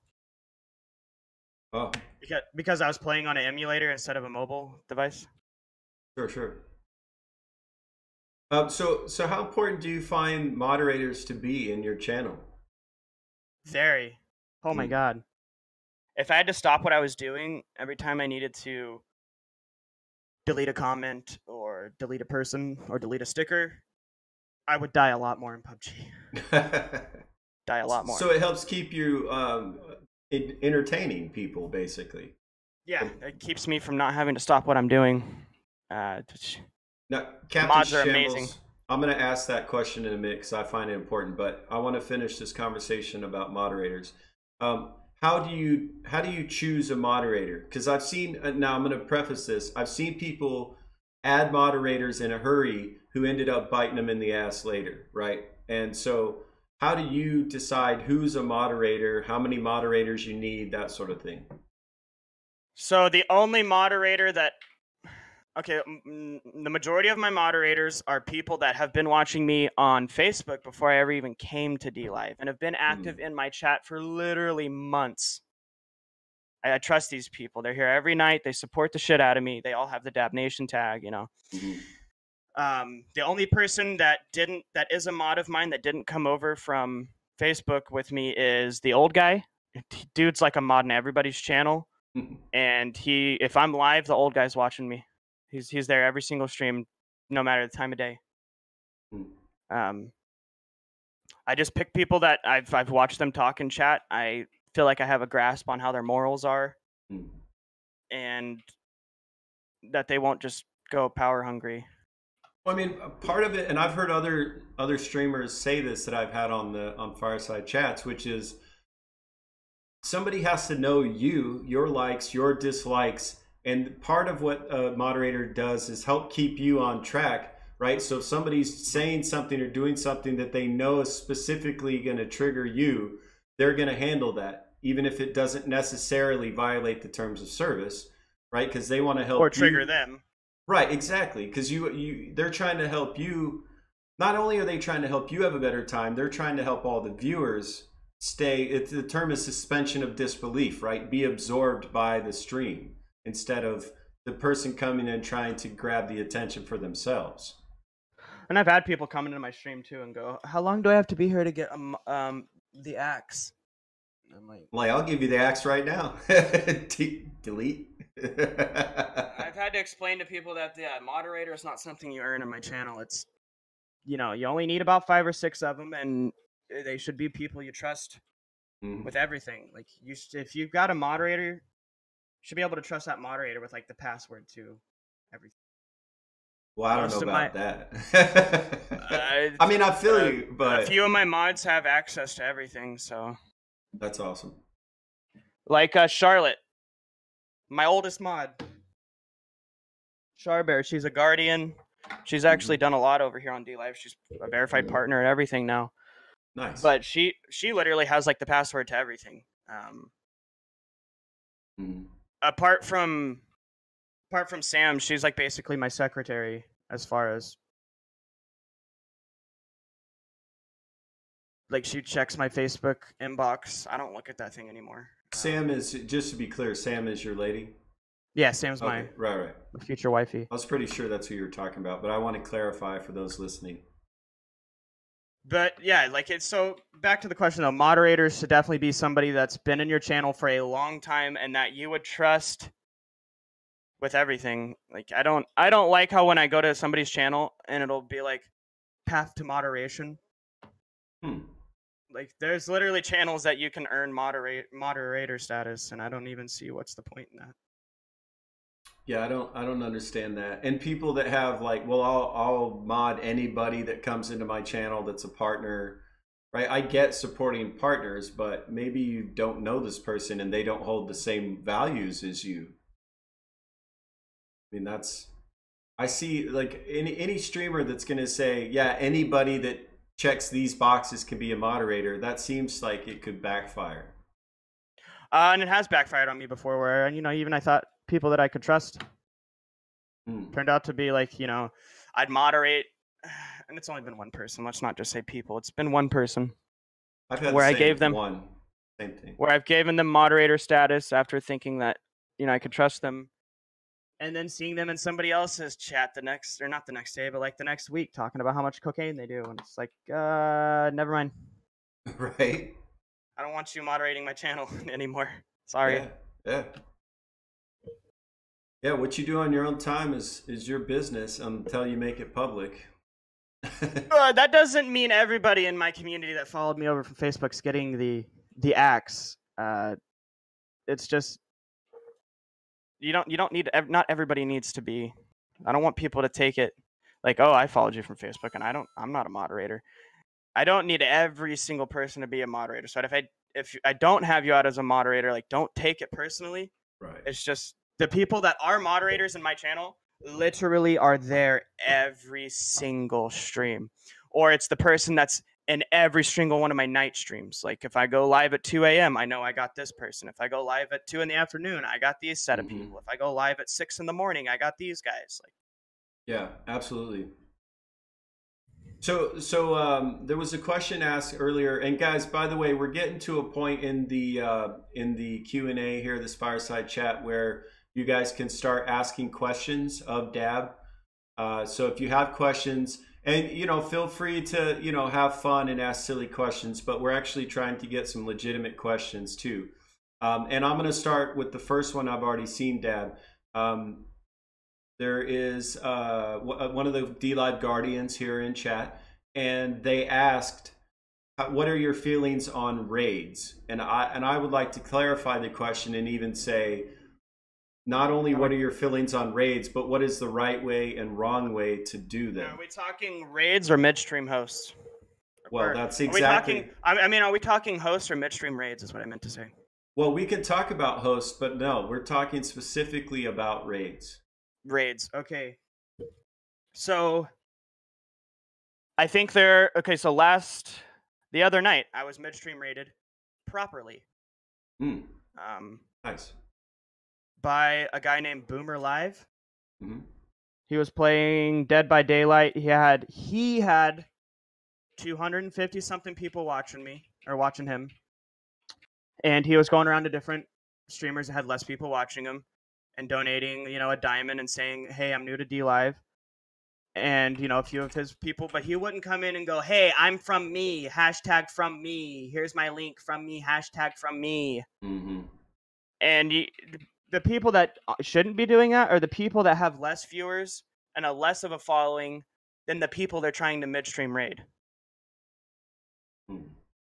Because then it just comes down to you're trying to seem like you're raiding, but you're really just self-advertising. So like there's ways to do it and there's ways to not do it. Like if you're a small streamer, you shouldn't be mid-raid streaming bigger people than you, or midstream raiding bigger people than you. A host is a host. I think, if you want to host somebody, host them. Go ahead. Like, that's fine. Hosting's always cool. Like, there's no way to wrongfully host somebody. Right. And to be clear, on DLive, to host somebody, you have to be a verified partner, a global partner. And what that means is if you're not streaming, you can host somebody that is streaming, which means their stream is now showing on your channel as well.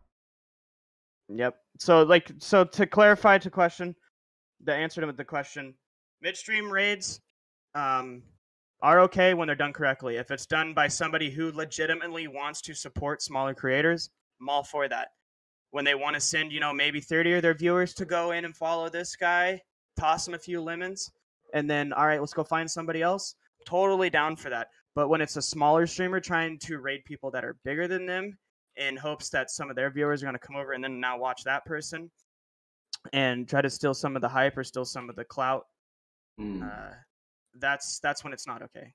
And I see that most with Turkish streamers. It's not even like an English-speaking streamer issue. Mm-hmm. Yeah, I caught a Turkish global streamer last night. Lino farming. That sucks. Yeah. Sucks. But we won't get into specifics because there's no need. So again, what we're talking about are when people raid your channel, right? If you're streaming, don't send your viewers over to somebody else's channel just to say your name and try to get attention for you. That's rude and it's wrong. If you want to raid somebody, it should be because you're done streaming, you have viewers, you want to show support for this person, you want to encourage this person. That's why you should go. And I'm of the opinion you don't even need to say, like, if I send a raid over because I'm done, don't say my name. You don't need to say my name. A point of a raid is to get more viewers in a channel, more attention, more donos, more subs and follows for that person because you're trying to help them, because you're trying to support them, not because you're trying to take. And that's where it's hard to like do anything about or set guidelines or rules down, because it's hard to accuse somebody of doing that the wrong way without looking like an asshole yourself. Yeah, like in the moment.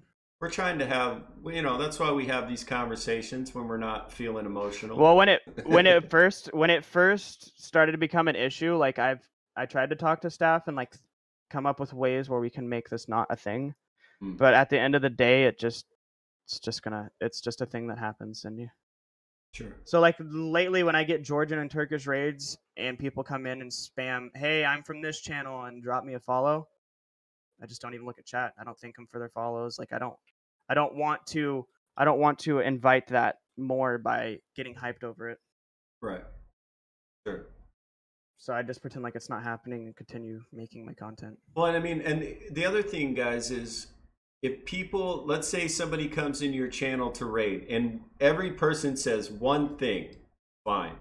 But if you come in on a raid and you repeat, you copy and paste, I'm from so-and-so's channel over and over and over and over, I'm going to mute you. I'm going to delete you and mute you. And if you get muted in 3 channels in 24 hours, it's a 7-day site-wide ban.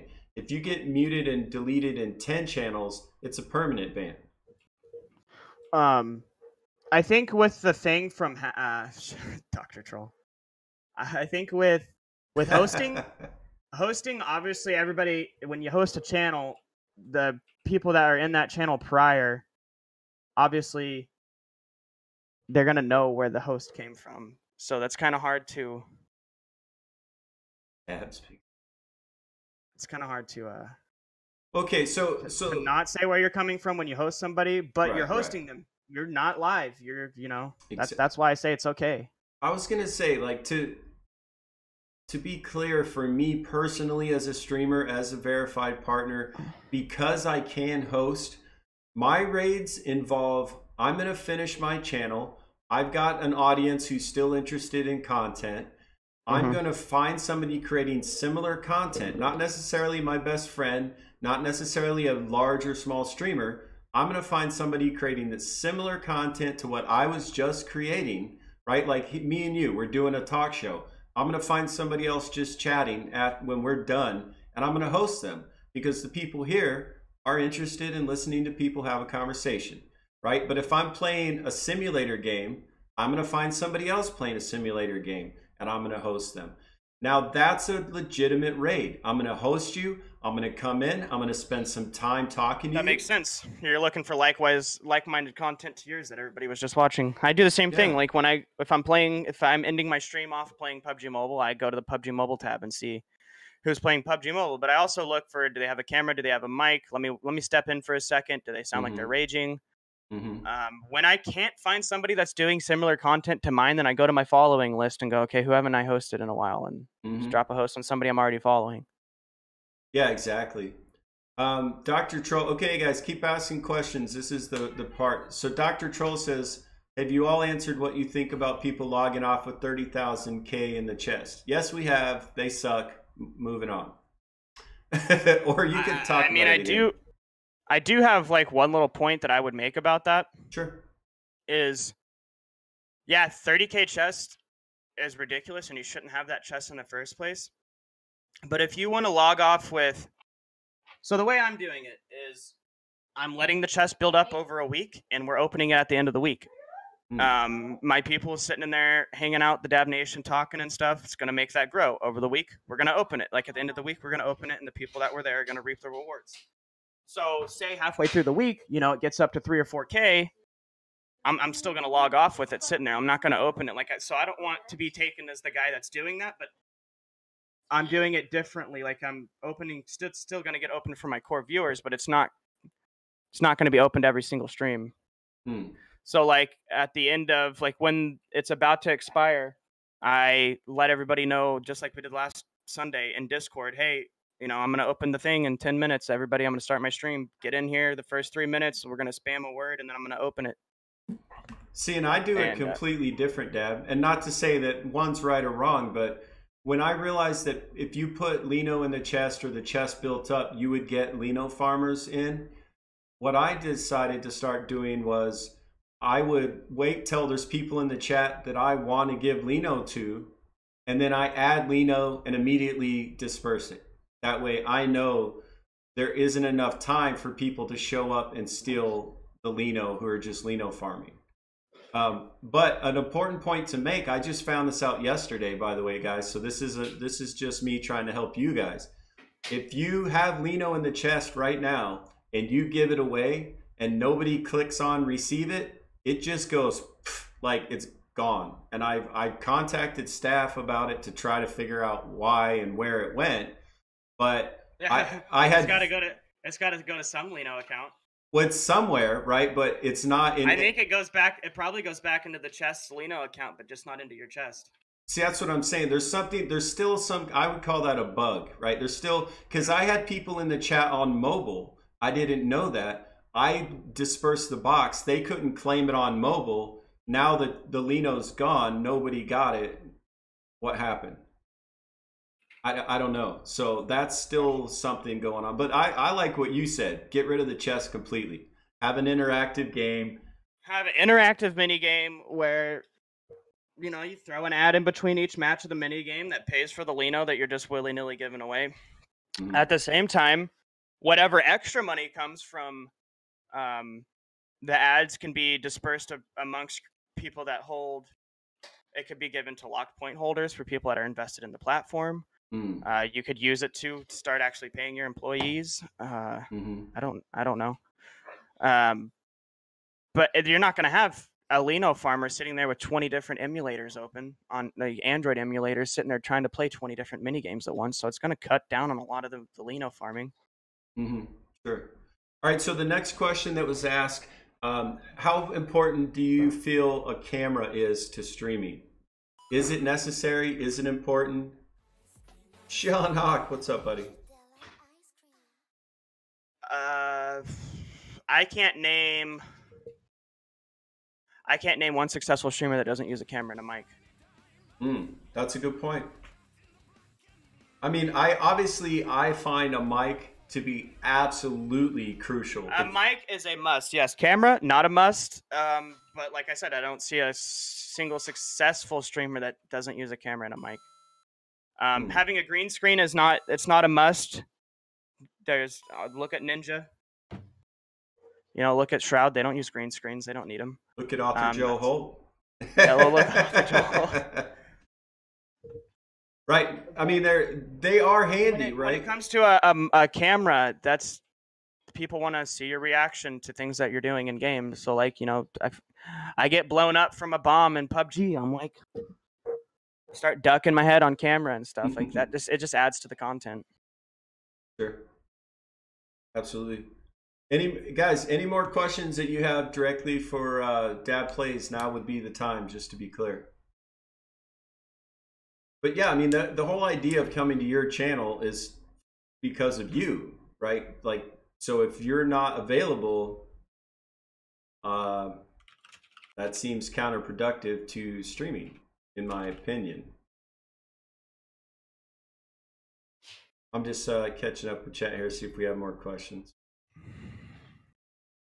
Yeah, reaction. Yeah, some people... I mean, if you're just using a mic, you have to have a damn good personality. Or a good voice. And a really good voice. That plays, will you do a 24-hour Fortnite stream? I'm not even going to do a 24-second Fortnite stream. So, no. Fortnite trolls. Don't know goals, good or bad. We covered that earlier in terms of when it's overlaying it on the screen. Yeah, when it's dono goals because you say, like, you want to let your whole following know that you'd really like to go to a PAX event or some gaming event. You need this much to get there. That's one thing. Or, hey, guys, you know, my headset's busted. We're using this Dollar Tree pair of headphones. You know, here's a dono goal. Get me back on my feet with a different headset. But when it's straight up like, when people literally put up a 5,000 dono goal and it says below just cuz, like, that's stupid. Just cuz. Or what are some other dumb ones I've seen? I think dono goals for good intentions are fine. Yeah. As a global partner, I don't think you should be putting this is how much more Lino I need to make this month to continue keeping global. You should not be doing that at all. No. I think if you got to the point where you if you got to the point where you got that gold badge, you should not be worried about putting that on your screen at all. Mm-hmm. Yeah, you should already be hitting those goals. That'd be like Dr. Disrespect being like, guys, here's my mortgage goal. Like he doesn't need to, and you shouldn't feel like you need to either. Exactly. So more questions, guys. We're getting close to wrapping this thing up. If you have a burning question for Dad Plays, now would be the time. What if I put up a $5,000 dono goal for a Ibiza trip? I mean, yeah, if you want to put up a donation goal, that's fine. That's a legitimate reason to put up a donation goal. If you want to take a vacation and people want to donate to the cause, then right. Petrol costs yearly for my Lambo. Please donate to me. Obviously, see now that's where it's like, okay, my kids are hungry. Dono goal. No, you shouldn't. You should go get a job if you feel the need to put a dono goal up for your kids being hungry. Right. I mean, I saw a stream or just recently. Goals to get his dog a streamer set up. I mean, if your goal is to get your dog a streaming setup and you are legitimately going to make content, your dog's going to make content, then I guess so. I mean, I saw somebody asking for donos to adopt a puppy, and I was like, I mean, that was their streaming title, and I was like, dude, if you don't have the money to adopt the puppy, you damn sure don't have the money to raise the dog. Like, I don't know. I don't agree with those kind of clickbait titles. I don't think dono goals at all should ever need to be in your title. Right. They should just be on your screen. So let's talk about clickbait titles, because I think that's kind of where we're going with a lot of this. What are your feelings? Are they necessary? Are they poor taste? Like, no, that's a big no-no. It's poor taste. Now, there's clickbait that's true, and then there's clickbait that's not true. So clickbait that's true, for example, is Enforcer J. He can legitimately say he's in the top 25 players on Apex. It's on the internet. Like, it's on the leaderboard. He can say that. He can put that in his title. He can clickbait the hell out of that because he owns it. Now, when you put in your title, top 25 Apex players slight acquaintance, that's when it's stupid. I play with one of the top players in the world. Like, yeah, we all do. Or like the people that are doing it now with trying to clickbait the chest without clickbaiting the chest, going every 30 minutes, ... Like, that's right. Stupid. I kind of like how the chest came out, just for one reason only, that I got to see the true colors of most of the people I follow. Not most, but a lot of the people that I followed. Like, I actually unfollowed some people because of how they handled the chest. Yep, same. The second day after the chest came out, I took a day off and just sat here and went around a stream seeing who was doing what. So somebody asked me who I thought was the favorite DLive streamer besides myself. I don't think I'm the best DLive streamer. I don't think that's a legitimate thing, right? We all are unique individuals with unique personalities and things to offer, and I think on any given day you may have a great stream, but I don't have favorites. I have friends. I don't rate people like that. They're all equally my friends, and I support them when I can, when I feel like absorbing their content. You know what I mean? Like, I have brain damage. Some days my brain swells with the storms and stuff. I can't go into a stream where somebody's playing a first-person shooter game. I get vertigo. I get headaches. Right? It causes me physical pain. So maybe somebody whose content I enjoy, I can't consume because of issues beyond my control. Somebody asked me, what's Dab's favorite snack while streaming? You guys know that it's either Goldfish or Cheez-Its. Which is the same thing, just in a different shape. Yeah. What's Dab's favorite clip? My favorite clip is when I was knocked on PUBG, and my teammate was literally standing right next to me, and I was just screaming, "Touch me." That's my favorite clip, so that he could pick me back up. That's why it's my sub sound when people sub to me. What's Dab's favorite duo partner? Obviously you, Crispy. What's Dab's favorite squad?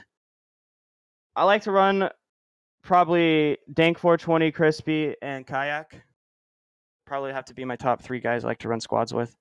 Now, one question I haven't asked you that I try to ask all streamers is, when do you generally stream, and what do you like to stream?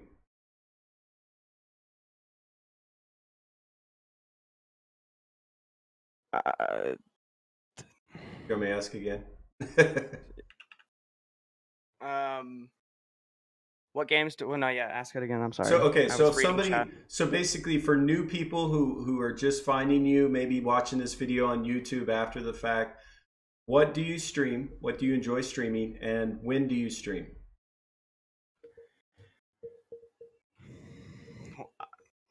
You're still reading I enjoy chat, streaming Ark the most. Really? Yeah. Okay. I'm known most for PUBG Mobile, but I like streaming Ark the most. Nice. And you try to stream every day, right? Yeah, I'm normally live at least by noon, and then I try to stay live till midnight or 2 in the morning. And you're Pacific Standard Time, correct? Yeah, Pacific, West Coast. West Coast, best coast. I mean, because people are here all over the world, right? So right, we need to help them. Now, I wasn't gonna. So for if you live in the UK, I'm normally streaming. I'm normally streaming when you're sleeping, and a bit in the morning when you're just getting up. If you live in Australia or New Zealand, I'm normally streaming around noon to dinner time for you guys, because they're like 13 hours ahead of us. So it's almost like the same time, but just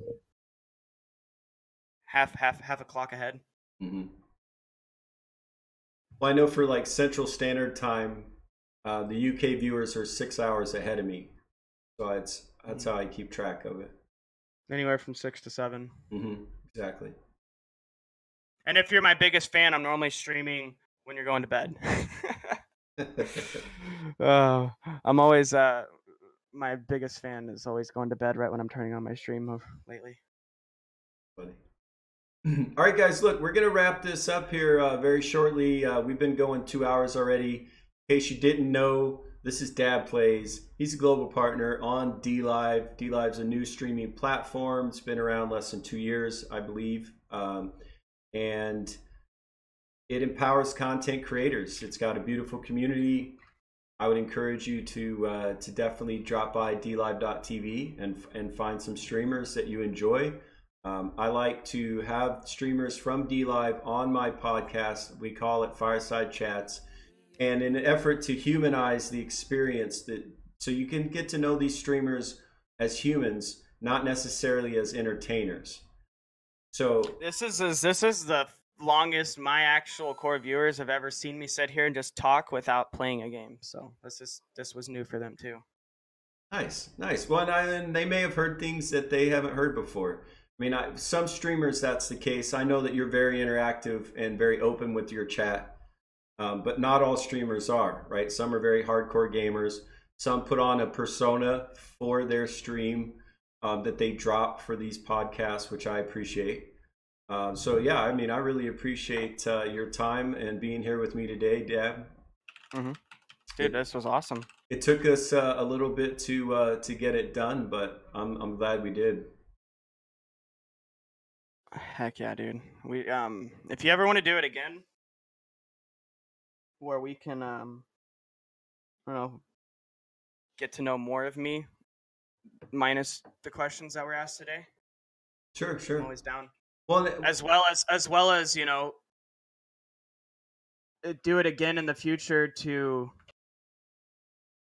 talk about current DLive things and stuff. If you ever want to just podcast talk, I'm always around. Well, I really enjoy that, and something that I've done with other guests that have been on the show. Sometimes we'll hop in Discord and have this sort of conversation while you're streaming, while you're playing your game. You and I can have a conversation, and I don't stream during those times when I have those conversations. But you could feel free to play your game, and we could still, like, if something popped up on D Live where we were like, wait a minute, we need to talk about this. It doesn't need to be a sit down necessarily. It could be while you're live doing what you do.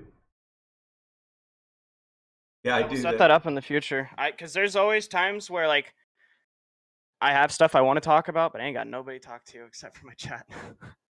Well, no, I know, I like it, dude. I'm like, only stream. I've never streamed before D Live, and the only reason I stream on D Live is because of the community, because of the friends, because of the people I found here. I'm not particularly a good gamer.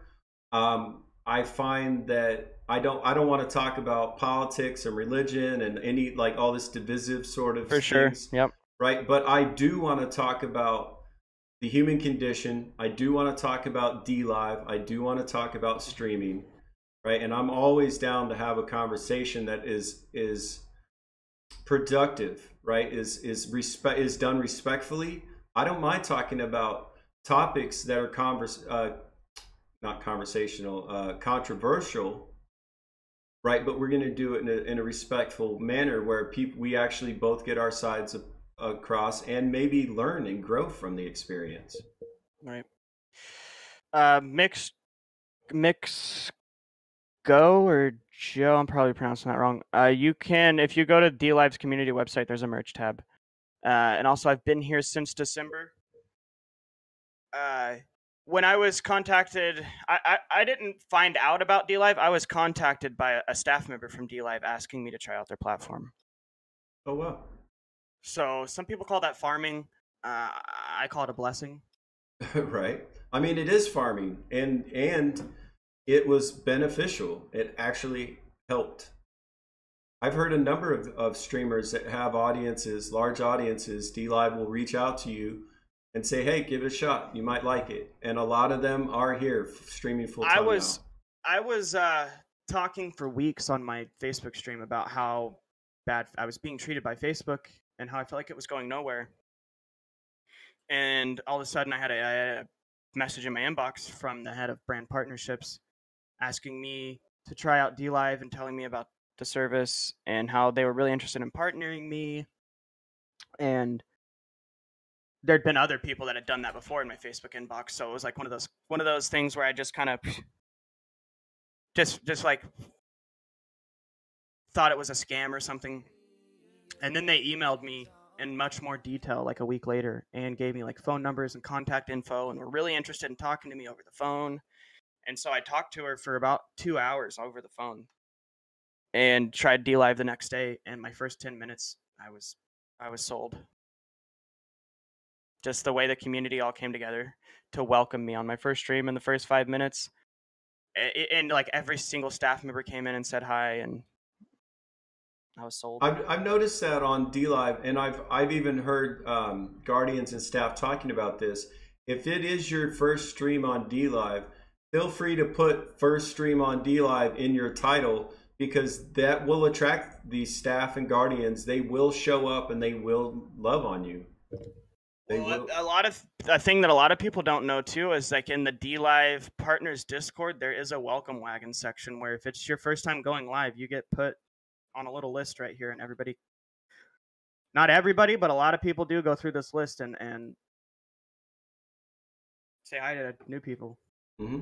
So, I used to do it a lot more when I had a lot more time, but I don't do it that often. Yeah, I mean, like a lot of us, like I haven't been in your channel as much, Dab, just because we get busy streaming. We get busy doing what we're doing, you know? Busy with ideas and... Mm-hmm. Yeah. But I still love you, buddy. I love you too, man. I'm glad you're here. I really am excited. I was excited when you hit me up. We're ready to go. If it weren't for D Live, I can't say that I'd still be doing what I'm doing. I would have had to have gone back to working a job. Before D Live, before streaming, I was a CNC machinist, making small components out of aluminum that, when put together, made up like sights and releases for compound bows. Oh wow! Yeah, so like I was a night guy running machines all night long while watching YouTube videos and stuff. And that's where I learned about streaming, was that job, because I got so bored at night. I was like, let me go on my phone and find something to keep me entertained. And that's when I downloaded the Twitch app and got into like watching a channel called Streamer House on Twitch, and they were doing Destiny 2 or Division 1 content. And that's when I was like, oh, what the heck is this? Streaming? This is cool. Like, thousands of people are just watching this guy run this mission over and over. This is awesome. Like, yeah, I only found out about streaming in 2017. I didn't even know it was a thing. But I love it because I don't watch television. I haven't since 2011. And because I don't need to be programmed. You know what I mean? I want to consume the information that I want to consume, not be force-fed it. And the great thing about streaming and streamers in general is there's a lot of us. and we're all creating a lot of different content. Zach, I don't mean like viewer support. I just meant like the direction where Facebook Gaming was taking their platform. Right. So because like for Facebook, there is no path to partnership. The Illuminati just contacts you one day. Yeah, and you don't want that. You don't want that. If they do, tell them no. By the way, I just for reasons of my own of being pissed off at them, I would tell them no. Not even for reasons that other people wouldn't. Like, just for the fact that they held my money and that they're treating me like crap. Okay, so the biggest thing about Facebook is they like supporting the people that they farmed over from other websites. If they farmed you from YouTube or Twitch, they're going to support the hell out of you. They're going to make sure that you get to boost your posts as often as possible for free. You get all of your reach. You get to call yourself a partner. And if you're a person that made a Facebook page after the fact the Facebook gaming platform started and got big on your own organically, they don't want to have anything to do with you, and it's bullshit. Well, that's why so many large streamers are starting to move to DLive off of other platforms. You know, that'd be like people coming over to DLive and seeing that there's only 10 verified partners and one global because it's an Illuminati just contacts you. Like, people wouldn't be here, which is why people are leaving Facebook. If you're not a partnered streamer on Facebook, you are going to, if you haven't already seen your engagement and your reach slowly just crumble below you because they're screwing with your numbers. They're doing shady stuff. They're making it to where people aren't getting notified when you go live. When you make a post, it's not getting put on people's timelines that follow you. It's bullshit.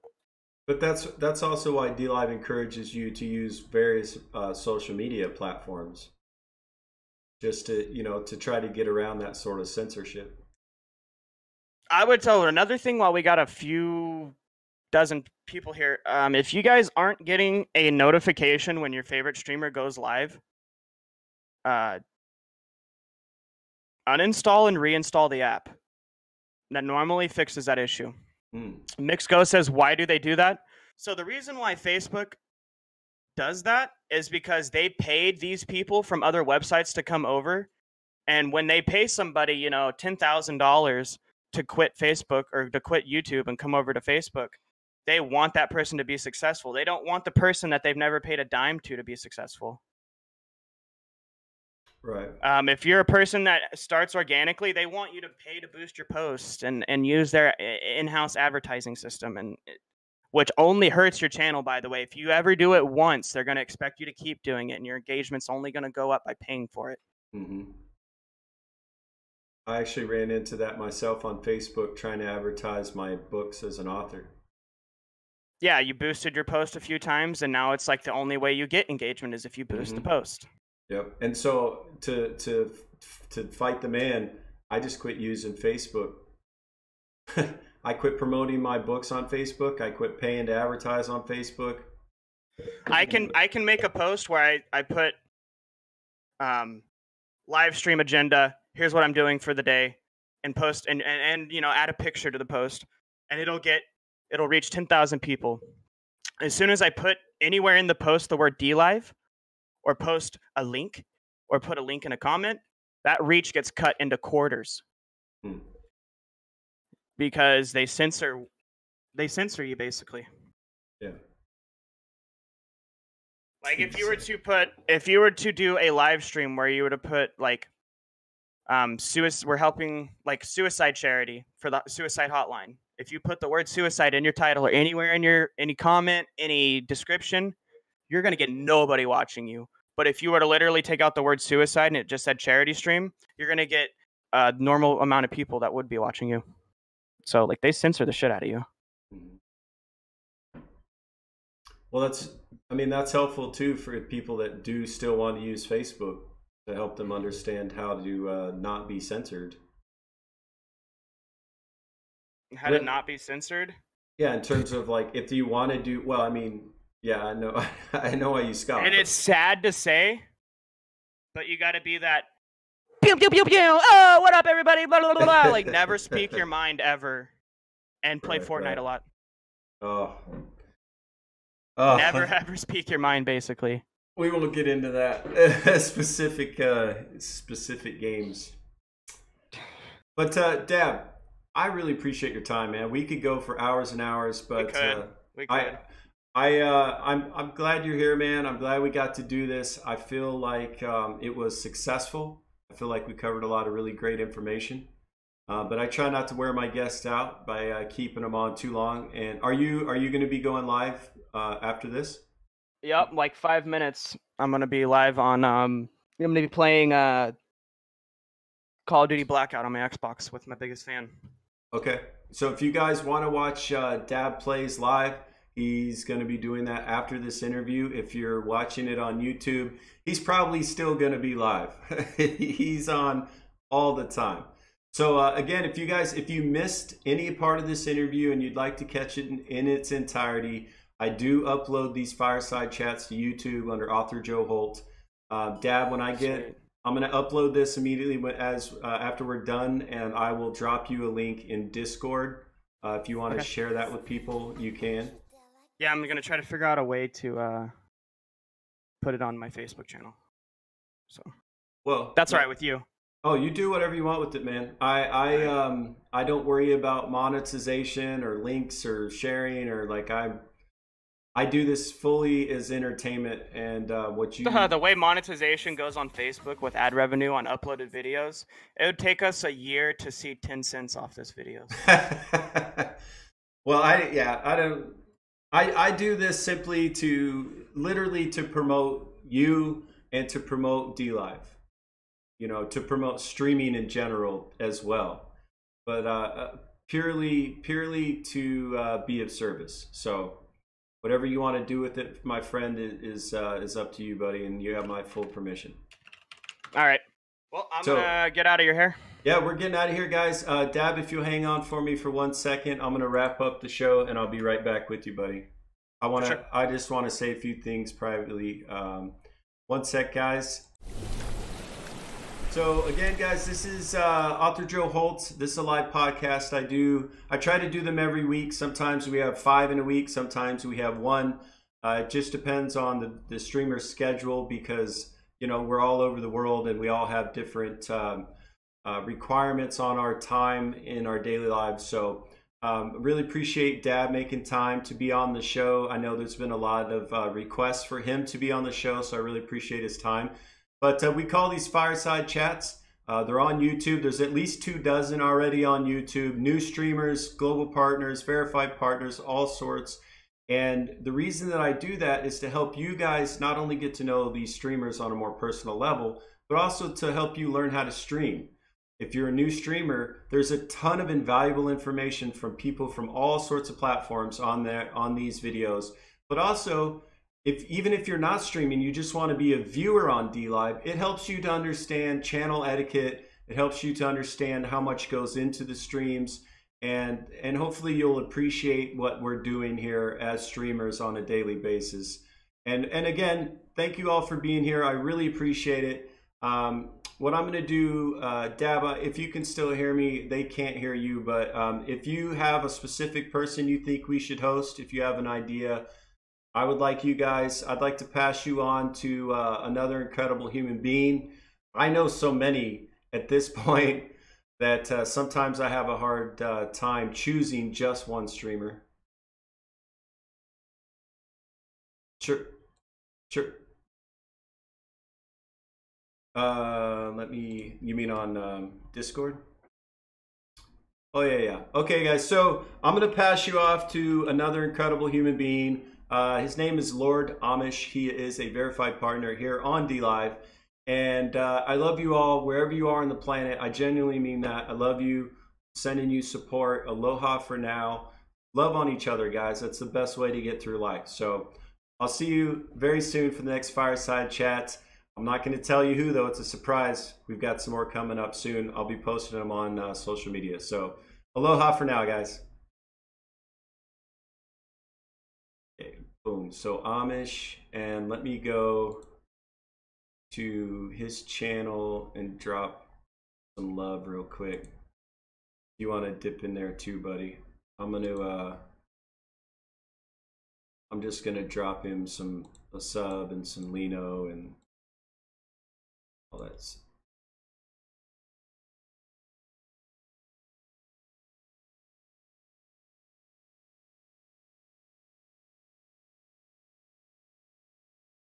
Okay, stopped. I'm gonna go ahead and make sure